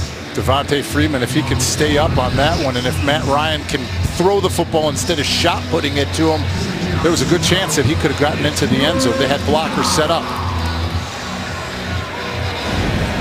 3rd down and 6. Tampa Bay, by the way, leading New Orleans 13-8 with 3:45 to go in the third. The Bucs and the Falcons tied for first in the NFC South. Pressure on Ryan, coming in strong, completes to Williams, and a first down inside the 10.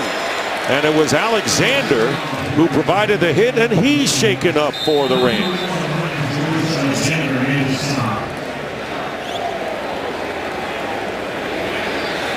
So Williams gets up and blithely goes back to the huddle, and meanwhile Maurice Alexander is shaken up as the players surround him at about the 3-yard line. We'll take an injury timeout. By Verizon, it's always a great gift on Verizon. Maurice Alexander is still down, and he has not moved. There's Jeff Fisher out to tend to him following that play. Let's take a look, David. And this should be a penalty. Helmet to helmet hit. And for this reason, not only can you hurt somebody else, you can hurt yourself. And scary. Cart's coming out to take Alexander into the locker room. Clearly helmet to helmet.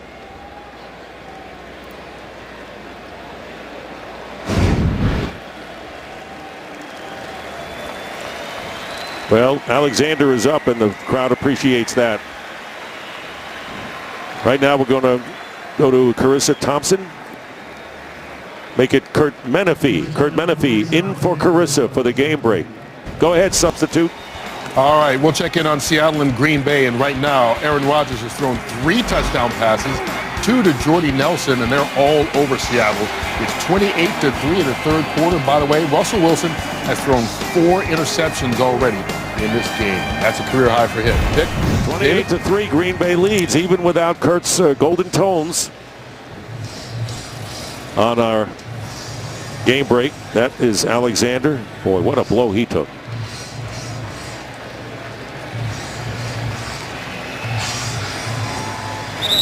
And Cody Davis will replace him.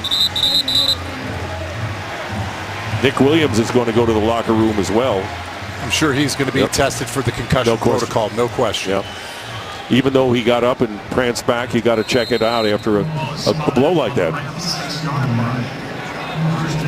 So it'll be 1st and goal at the 6 for the Falcons. Trying to extend their lead here with 4:08 remaining in the third quarter. We're unbalanced, but move Jake Matthews back. Here's Tevin Coleman, and he'll get in. Touchdown.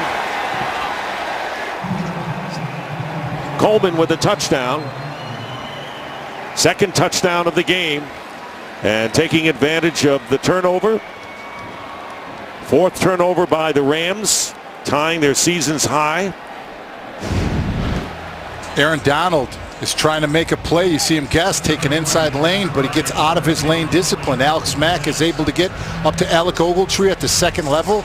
It opens up that lane right downhill for Tevin Coleman to put his foot in the ground and put it into the end zone. His first touchdown, David, was as a receiver. And now Matt Bryant on to kick the extra point.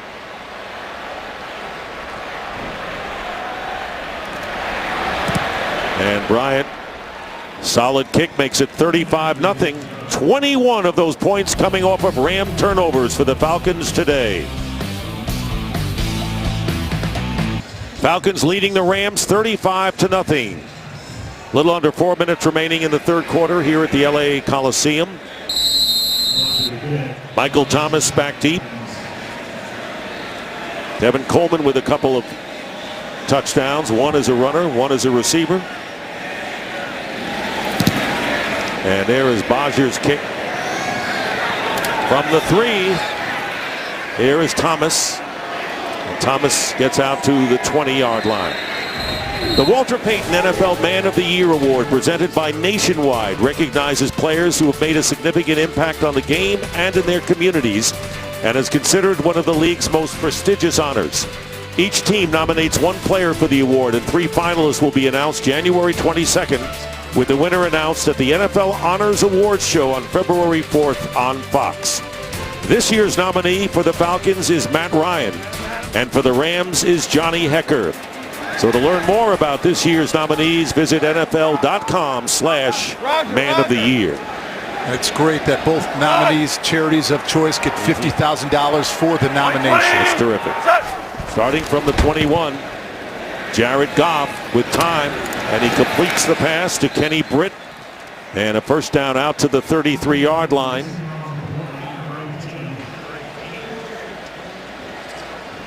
First time we've seen the hurry up by the Rams offense today after the 12-yard pickup.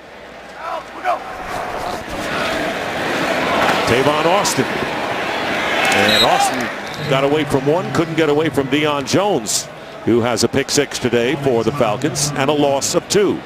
And this is the experience that the coaching staff want to get for Jared Goff. This is his opportunity to show that he can direct an offense. He can make the play calls. He can push the tempo when they're down and they have to go 2-minute drill here in the third quarter. So it's going to be a telltale sign of his ability to diagnose and make plays with this offense. 2nd and 12. Watch out from behind. He gets hit, and it was Vic Beasley who picks up the loose ball, fumble recovery, and a touchdown.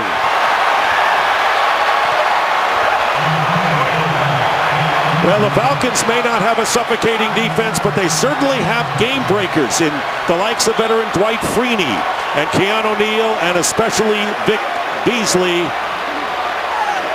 with his, I believe, 3rd sack of the game. Sack, fumble, touchdown.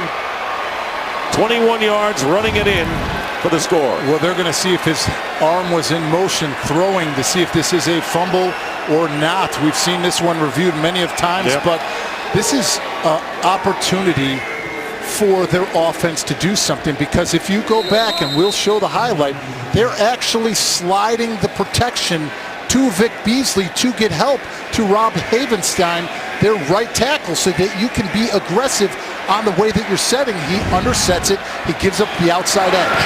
Matt Bryant makes it 42-0. 5 turnovers. That's the most takeaways this season for the Falcons. Well, that's the story right there. It's the Falcon defense with 5 takeaways, scoring 28 points. And it started early for them on the muffed opening kickoff and the 3-yard touchdown pass on the first play from scrimmage, setting the tone for this game. And the Falcons have gone from there in a big way. 42-0 lead. And here's Thomas returning the kick. And Thomas getting a good return before he goes out of bounds, pushed out by the kicker, Matt Bodger. We'll go back to that play in the sack strip, forced fumble, touchdown. But as an offensive tackle, when you're kicking back, you see the protection sliding to your side. You see Donnell coming over to help you. What does he do? He bails and drops his outside foot, which gives that clear lane for Vic Beasley to bend the edge and come away with that forced fumble and a touchdown. So as an offensive lineman, you know when you have a guard setting to you, and as a tackle, you can be aggressive, you can kick back, but you can never bail your outside leg. 41-yard kickoff return by Thomas, and a first down at the 40-yard line for the Rams.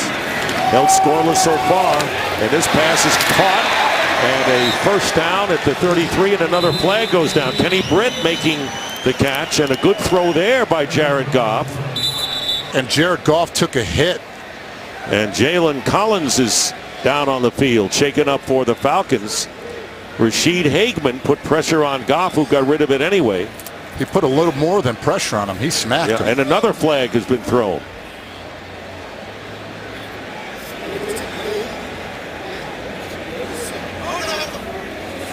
Yeah, I didn't see the contact, but apparently it was pretty strong there.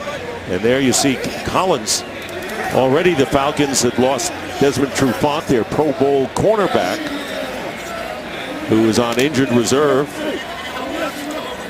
And Collins There are 2 fouls against the defense on has the play. replaced him. Personal foul, roughing the passer, defense, number 77. That penalty's declined. Personal foul, late hit against a defenseless receiver, number 37. That'll be 15 yards from the end of the run.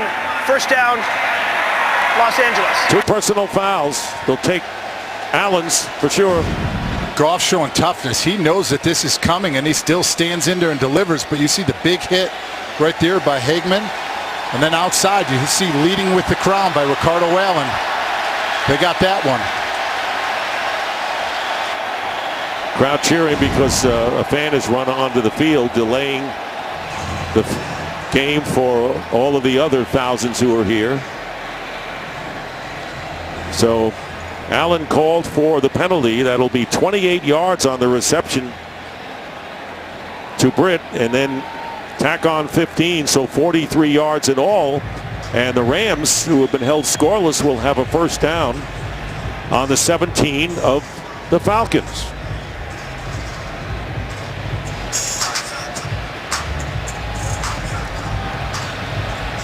Well, we have had some tough contact, including the one you pointed out, an injury that really affected Maurice Alexander, a helmet to helmet, plus others.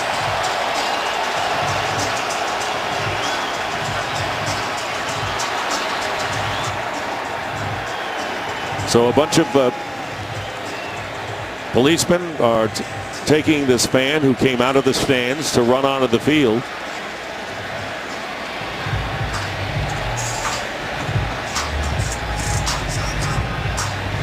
Don't expect to see it.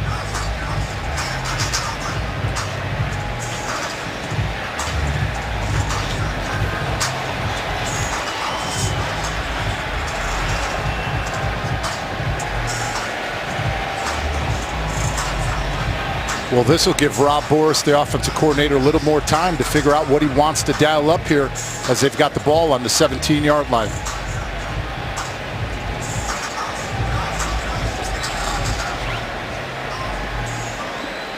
Well, we haven't seen the Rams get that close in this game after that initial touchdown.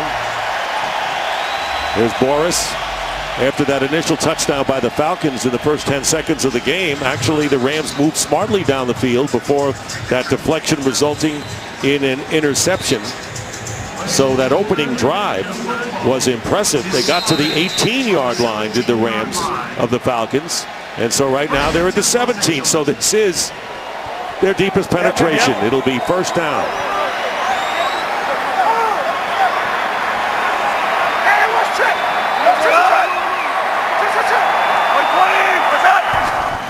Austin going in motion. And the pass is to Gurley. Gurley inside the 5, and a flag goes down as Gurley is tackled at the 4-yard line by Keanu Neal. He gets 13 in all, pending the penalty marker.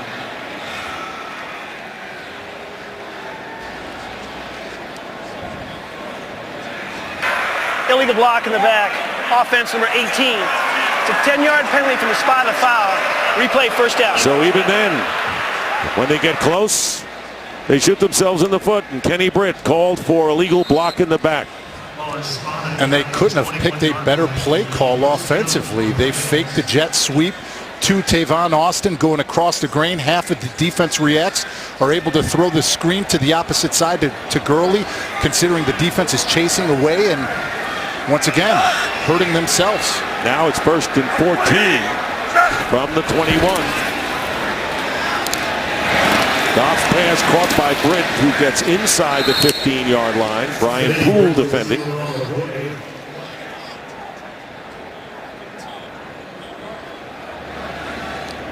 So an 8-yard pickup. Ball being spotted at the 13-yard line. Second down and 6 coming up for Jared Goff. Only the second red zone possession, as we told you. The first was their opening drive after the Falcons took a 7-0 lead on the turnover. Second and 6 from the 13. 20. Gets hit, deflection, and incomplete. And it was Jones who very nearly picked up the deflection off of Olatoye. So third down coming up. Look at how long it takes for him to get this football to him. Tyler Higbee has it. He is open, but that's reaction. As a quarterback, you have to see it before everyone else. And when he turns and he gets that opening and can post up like a power forward in basketball, you've got to deliver it inside, and you've got to get that ball out of your hands quick. Well, it'll be third down and 6 and 2 downs to get the first down for Jared Goff with under a minute remaining in this third quarter. Here's Goff, and his pass is going to be inside the 5, but good enough for a first down to Brian Quick. It'll be first and goal for Los Angeles on the 10-yard pass. Running a shallow crosser across the grain, getting wide open right in the middle of the defense, right in the middle of the field. That's Quick's second catch of the game. It'll be first and goal now from the 3. Time running out in the third quarter.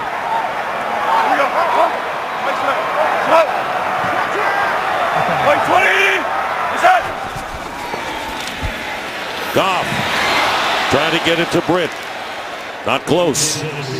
And 3 seconds remain in the quarter. It'll be second down and goal.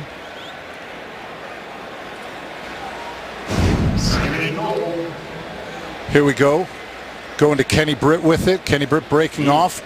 We saw that play in the Super Bowl. Julian Edelman ran that same exact route for a touchdown up against the Seattle Seahawks. So now it's third down and goal. Jared Goff with 5 interceptions on the year and 4 touchdowns. And the handoff to Gurley, and Gurley's going to be stopped short. Gets a yard at most. Grady Jarrett right in the middle, but that will do it for the third quarter. That is the end of the third quarter. The third quarter. Here in Los Angeles with the score, the Falcons 42 and the Rams nothing. Start the fourth quarter. Dick Stockton, David Deal, and Christina Pink. Falcons lead 42-0. It'll be third down and goal on the 3 for the Rams. Trying to break into the scoring column. This is the 8th play of this drive. Goff will hand off to Gurley, who scores, and the Rams finally get points.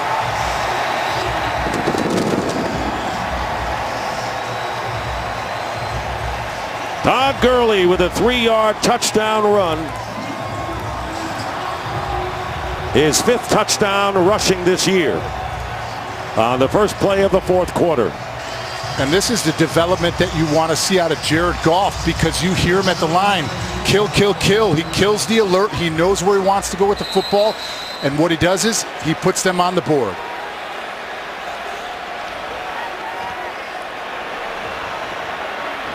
And Greg Zuerlein for the extra point. And the Falcons lead now by a score of 42-7 as the Rams go 60 yards on 8 plays, capped by the 3-yard run here by Todd Gurley, who has 53 yards. Team is sponsored by Samsung Pay. Turn your phone into your wallet.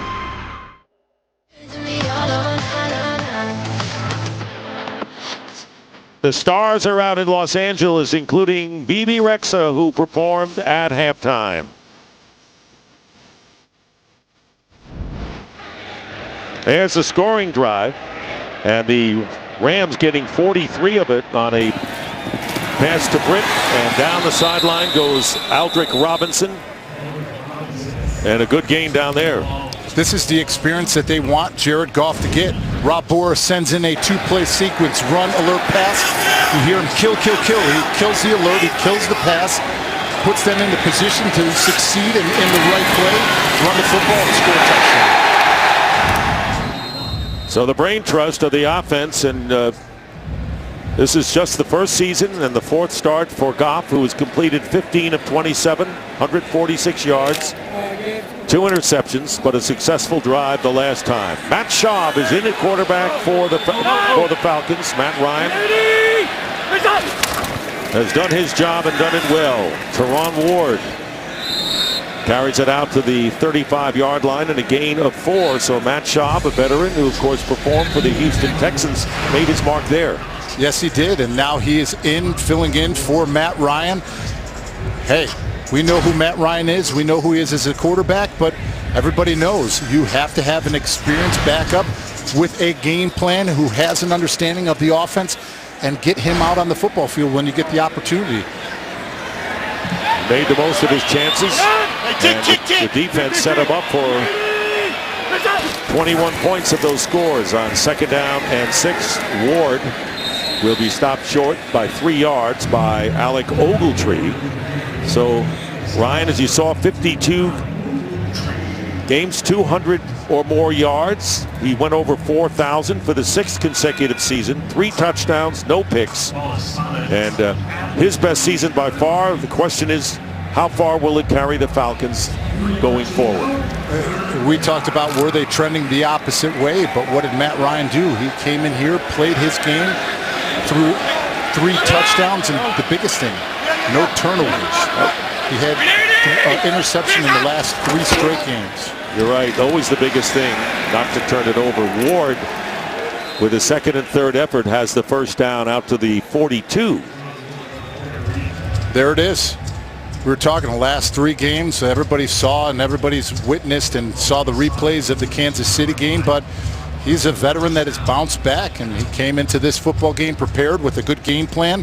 They started off early, testing things on the outside, running the screens, running at the line of scrimmage or behind it, or passing at the line of scrimmage or behind it, and then starting to continue to move forward and take shots downfield, which they did, and had a huge one in the 3rd quarter to Taylor Gabriel. No question. First down to Ward, and Ward stopped behind the line of scrimmage for a loss of 1 yard. And a lot of questions coming into this game, and there was no question Matt Ryan was distraught after throwing that interception on the 2-point conversion that was returned for 2 points that spelled defeat for the Falcons at the hands of the Kansas City Chiefs, 29-28.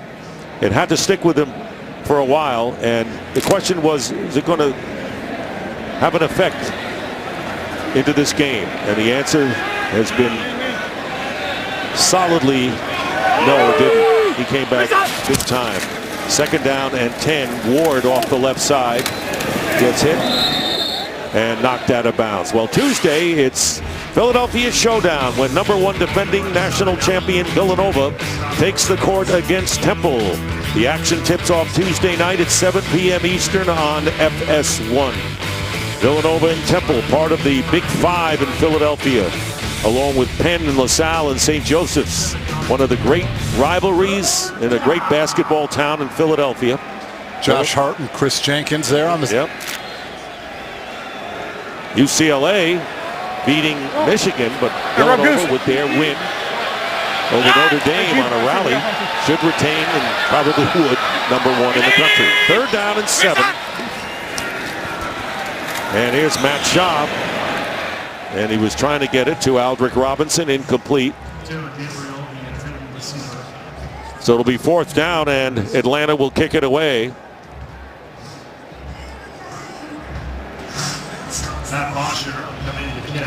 Still a lot of football left to be played, and like I said, adversity always shows the character of a team and a player. So you've got to go out as a Ram and continue to move forward and fight, because let's face it, at this point in the season, where you are at currently with your win-loss record, not making the playoffs, changes are going to be made, and it's going to be made in the personnel group. Tavon Austin.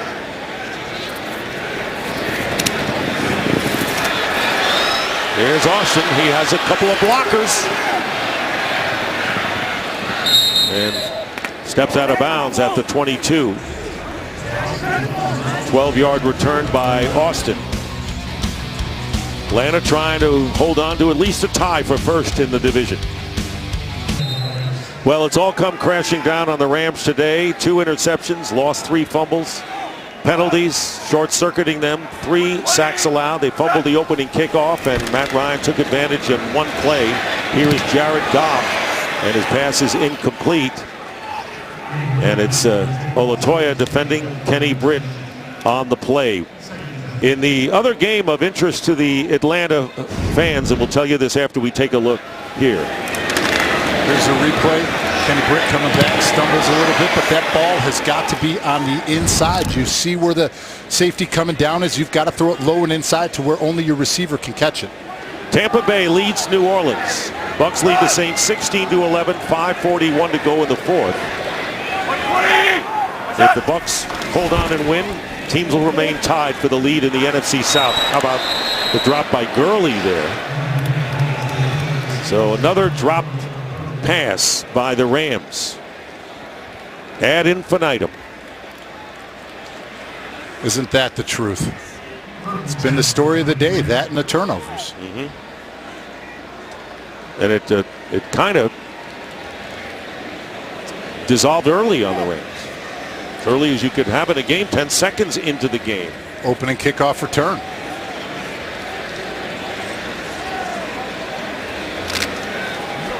Third down and 10. Gurley has gained 53 yards on 13 carries. This is obviously passing time. Pressure on Goff, and the pass is caught, but 9 yards shy of the first down by Pharaoh Cooper, and he won't go down easily. Deion Jones wrestling him down. Looking at the playoff picture, it's not over yet, but you can put a W next to the Atlanta Falcons. So let's keep that there, and let's put it here. Green Bay are up big with only 8 minutes left on Seattle, 31-9. Where's the L on Seattle? Thank you. There you go. You know what? You'll be, next time there's an election, you'll be on the coverage. You'll handle the map. The red and the blue states. Eric Weems with a fair catch. So David Deal getting ready for 4 years from now for the next presidential election. This game is sponsored by the new film Sing, in theaters this Christmas. Back here in Los Angeles. First down at the 19. Matt Schaub handing off to Ward. You know, it's been kind of a strange week regarding the future in the front office. Jeff Fisher, the head coach, and the general manager, Les Snead, have revealed that both had signed extensions earlier in the year, although neither one was announced. And it's come out that Jeff Fisher said he never knew of the general manager, Snead's extension, and this week's comments attributed to him, talking a little bit about personnel, and of course that rebounded and resonated in the front office. And somebody up there in the front office may have said something, but that's the kind of situation it's been with. It's been a kind of bizarre in the front office activities as Ward brings it out to the 26-yard line. So, you know, Jeff Fisher told us that he had signed a 2-year extension that was agreed upon long time ago, earlier in the season. These are all the things that come up as distractions and things that happen when you're not winning football game. The cure-all, vitamin W. Winning cures all this stuff, and we all know, and we've seen this stuff happen in the past in the NFL. Third down and 3 for the Falcons.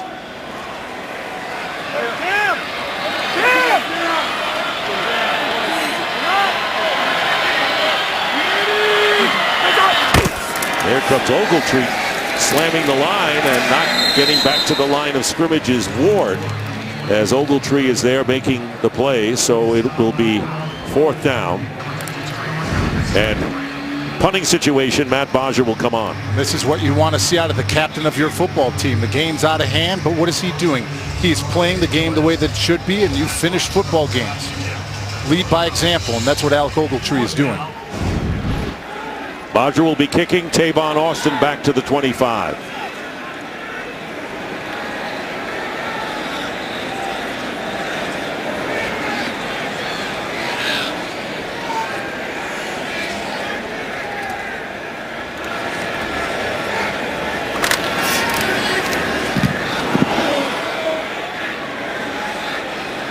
Here's Austin at the 25. No fair catching him.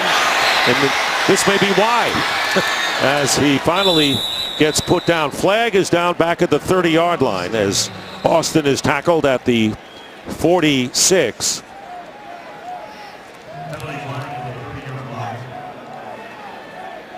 Eight penalties called against the Rams today, 4 against the Falcons.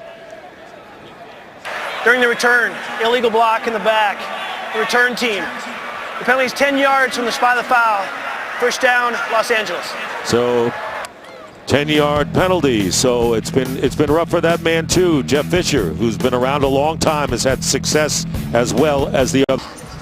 We've been talking about head coach Jeff Fisher of the Rams, and it's always easy when a team doesn't win.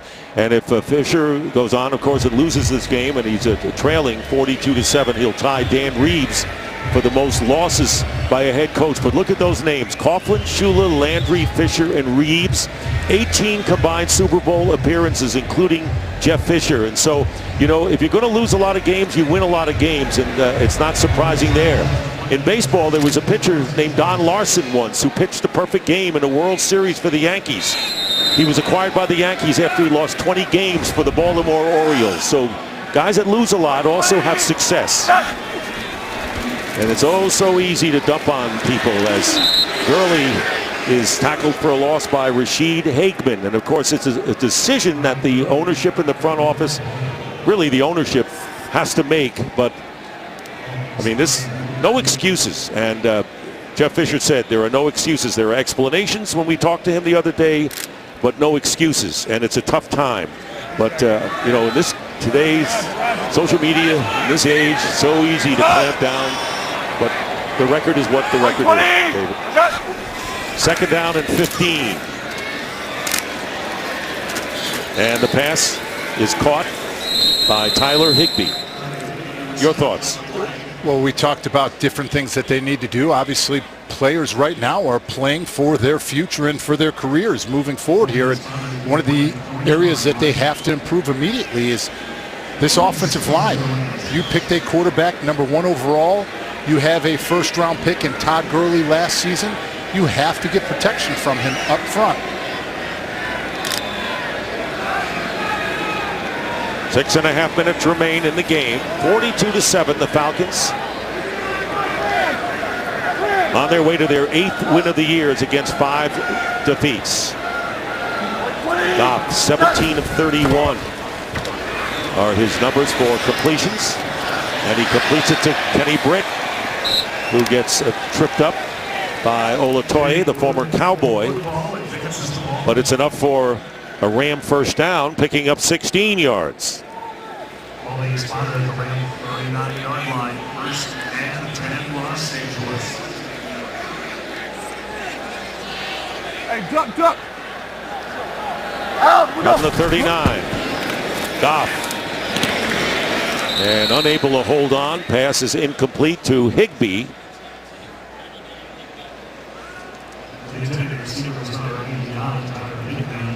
Rams came in without one of their top defensive linemen, Robert Quinn, and cornerback E.J. Gaines. But the Falcons had to play this game without one of the premier wide receivers in the NFL in Julio Jones and Mohamed Sanu, who has been their second most productive receiver. Dan Quinn's defense reminded you a little bit of the Seattle defense that he ran under Pete Carroll, and will have another penalty. And you're right about that. Neutral zone infraction. Defense, number 41. Philip Wheeler. 5-yard penalty. Still second down. And you're correct about that. They've brought over that same exact system. It's not a complex scheme. They keep it simple. They put players in position to win one-on-ones because they want to be able to play fast and just react to the football. So it's not a very complex system, and now you're starting to see pieces of the puzzle added into it. You know, you think of on their team, Cliff Averill, you have Vic Beasley Jr., Cam Chandler. Now you have Keanu Neal at that safety position, so they're starting to add those spots in. 2nd down and 5. Goff going up on top, and the pass is caught by Quick. And Quick, did he step out of bounds? Yes, he did. Stepped out of bounds at the 8. There's a penalty flag down as well at the 30. And you wonder whether this one will go against the Rams. It would be 50 yards and 1st and goal. Here's Blakeman. Pass interference. Offense. Number 83. It's a 10-yard penalty from the previous spot. Replay 3rd down. So Quick pushed off on Olatoye, nullifying the 50-yard pass by Jared Goff. Offensive pass interference, the call. Quick right here with that release. I don't see it. I don't see it. That's a terrible call. Yeah. I mean, it's a terrible call. Last week in the 4th quarter, he had a 66-yard throw to Kenny Britt to help build some confidence here. He would have had a touchdown for 50 yards to Brian Quick. It's an awful call. A beautiful pass. Perfect. Gives you an idea, a microcosm of what the Jared Goff could do once he gets more experience, confidence, people around him. No question about it. 2nd down and 15. Goff going underneath and completing the pass to Todd Gurley, but Neal is right there, limiting him to 4 yards. And under 5.5 minutes to go. We were just talking about bringing over that Seattle defense, and Keanu Neal, #1 rookie in tackles in the NFL, #2 with 4 forced fumbles behind his other player, Vic Beasley Jr.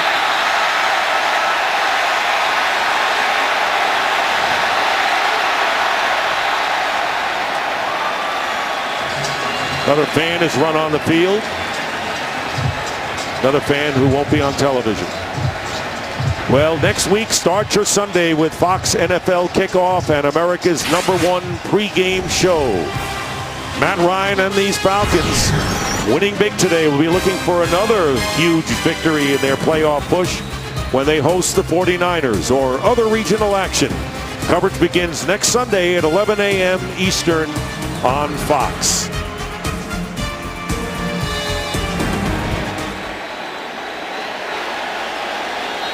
You know, Terry Bradshaw back in the studio remembers what it was like when he joined the Steelers as the #1 overall pick, and they were struggling for a lot of years, and he was struggling too.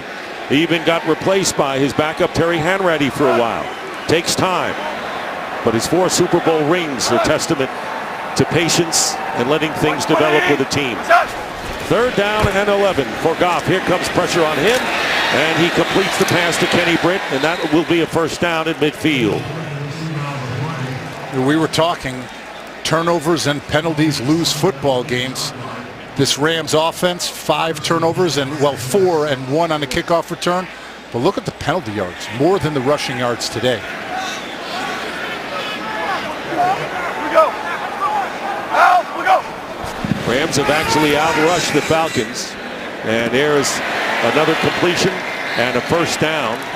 This one to Michael Thomas. Good for 16 yards. Jared Goff once again showing poise and toughness. He knows Grady Jarrett is loose. He's going to get right into his face. You see the stunt up front by the defensive line. Hangs in there and delivers it where it needs to be. Quick one going out to Cooper, and Pharaoh Cooper doesn't get much, maybe a couple of yards. Under a minute remaining in the game in Tampa between the Saints and the Bucs, and the Buccaneers leading 16-11. And if Tampa Bay holds on to that lead, both the Falcons and the Bucs will remain tied for 1st in the NFC South with 3 games remaining in the regular season. 9th play here, and another completion, this to Austin. goes out of bounds at the 20 or 21 and stops the clock at 3:22. And we were talking about Jared Goff and the day that he had and having to protect him. Look at that. 23 hurries. He's gotten knocked down 9 times, hit 11 times, and 3 sacks. 11-yard completion there, so he has 216 yards on the day, completing 23 of 38. 2 interceptions. And only one of them, his fault, according to Jeff Fisher.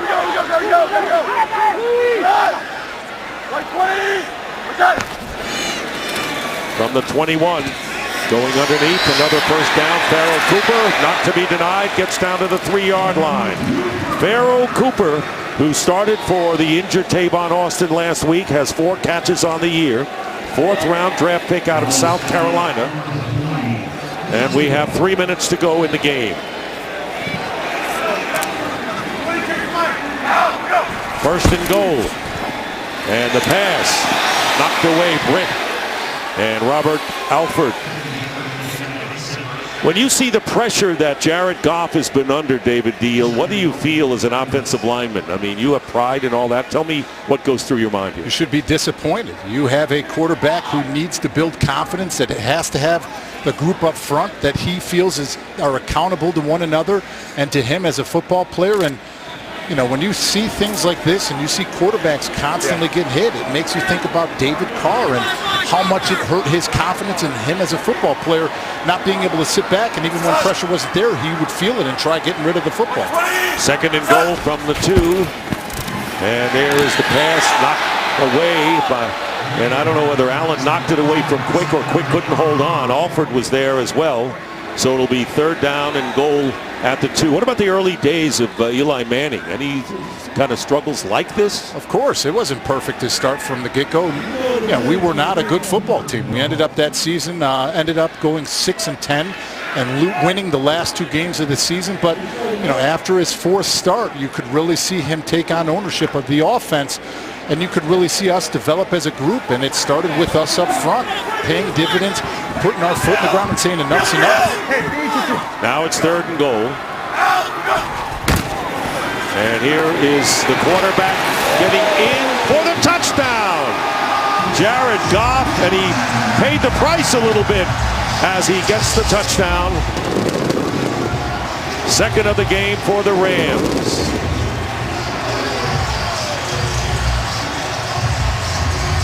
And they tell us he can use his legs too. He could use his legs, and I'm sure the Atlanta defense was not expecting zone read out of Jared Goff as a quarterback. His first touchdown rushing in his career. 2-yard run. And now Zerline will come on. There it is again. Well, he was sandwiched pretty strongly by the Falcon defense. And Zerline with the point after, and the Falcons lead now is 42-14 with 2:44 remaining in the game. The Buccaneers won their contest, as you see Goff score here, 16-11 over the New Orleans Saints. So Tampa Bay now is 8-5, and the Falcons will be 8-5 as well, remain tied for the lead. And in case you're wondering, these teams split already in the regular season.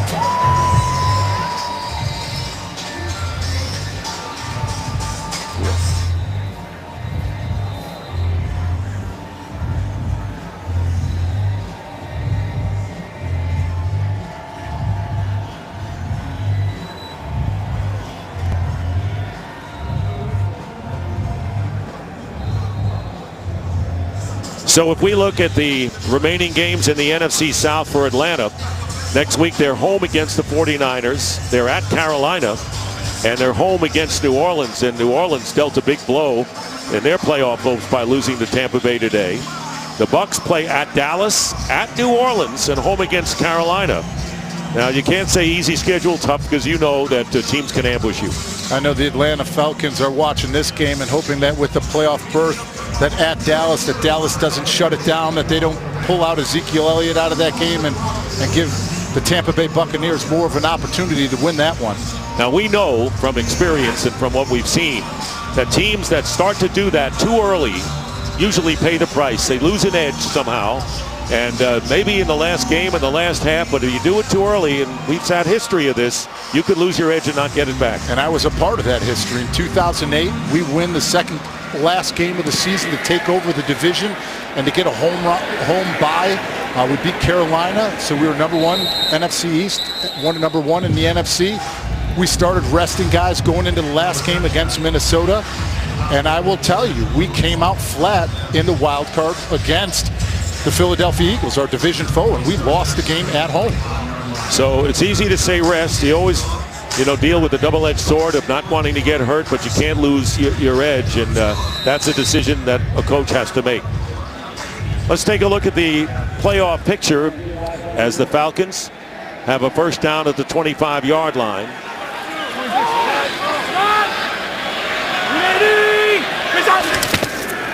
Here's Ward. And Ward brings it out to the 29. Barron is there to make the stop. Cowboys going for their 12th in a row against the Giants, who right now would be the first wild card. Lions won. Falcons will have won, of course, and Seattle losing, but still in the lead in the NFC West. Buccaneers really strengthening their hopes, if not the division, for the wild card berth and being chased by the Redskins, who beat the Eagles on the road. And the Packers win to stay alive today, and the Minnesota Vikings at 7-6. Down to our 2-minute warning here. 2-minute warning.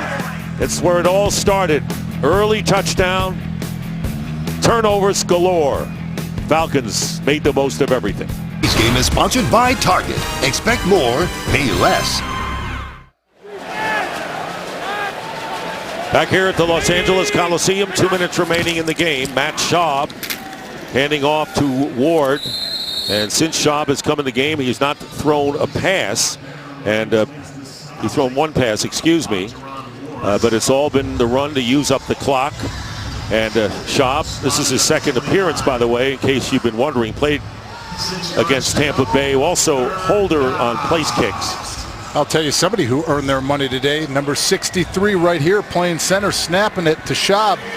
Garland, he filled in at that defensive tackle position when they had some injuries, and now he's playing back on the opposite side of the ball. A little Iron Man football. Two-man football. They used to play that way.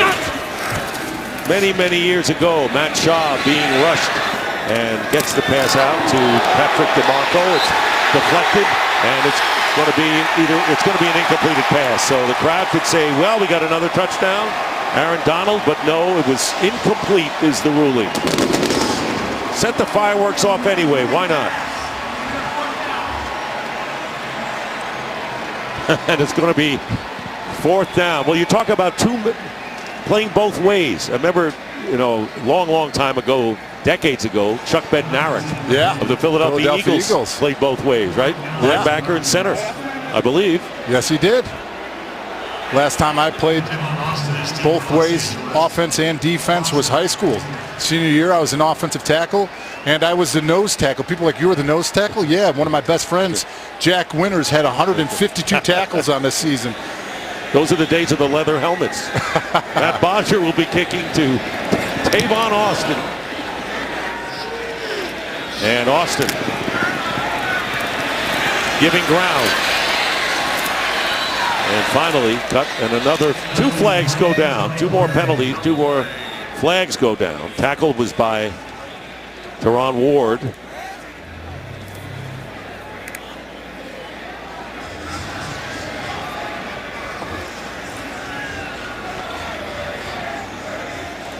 During the return, illegal block in the back, return team number 39.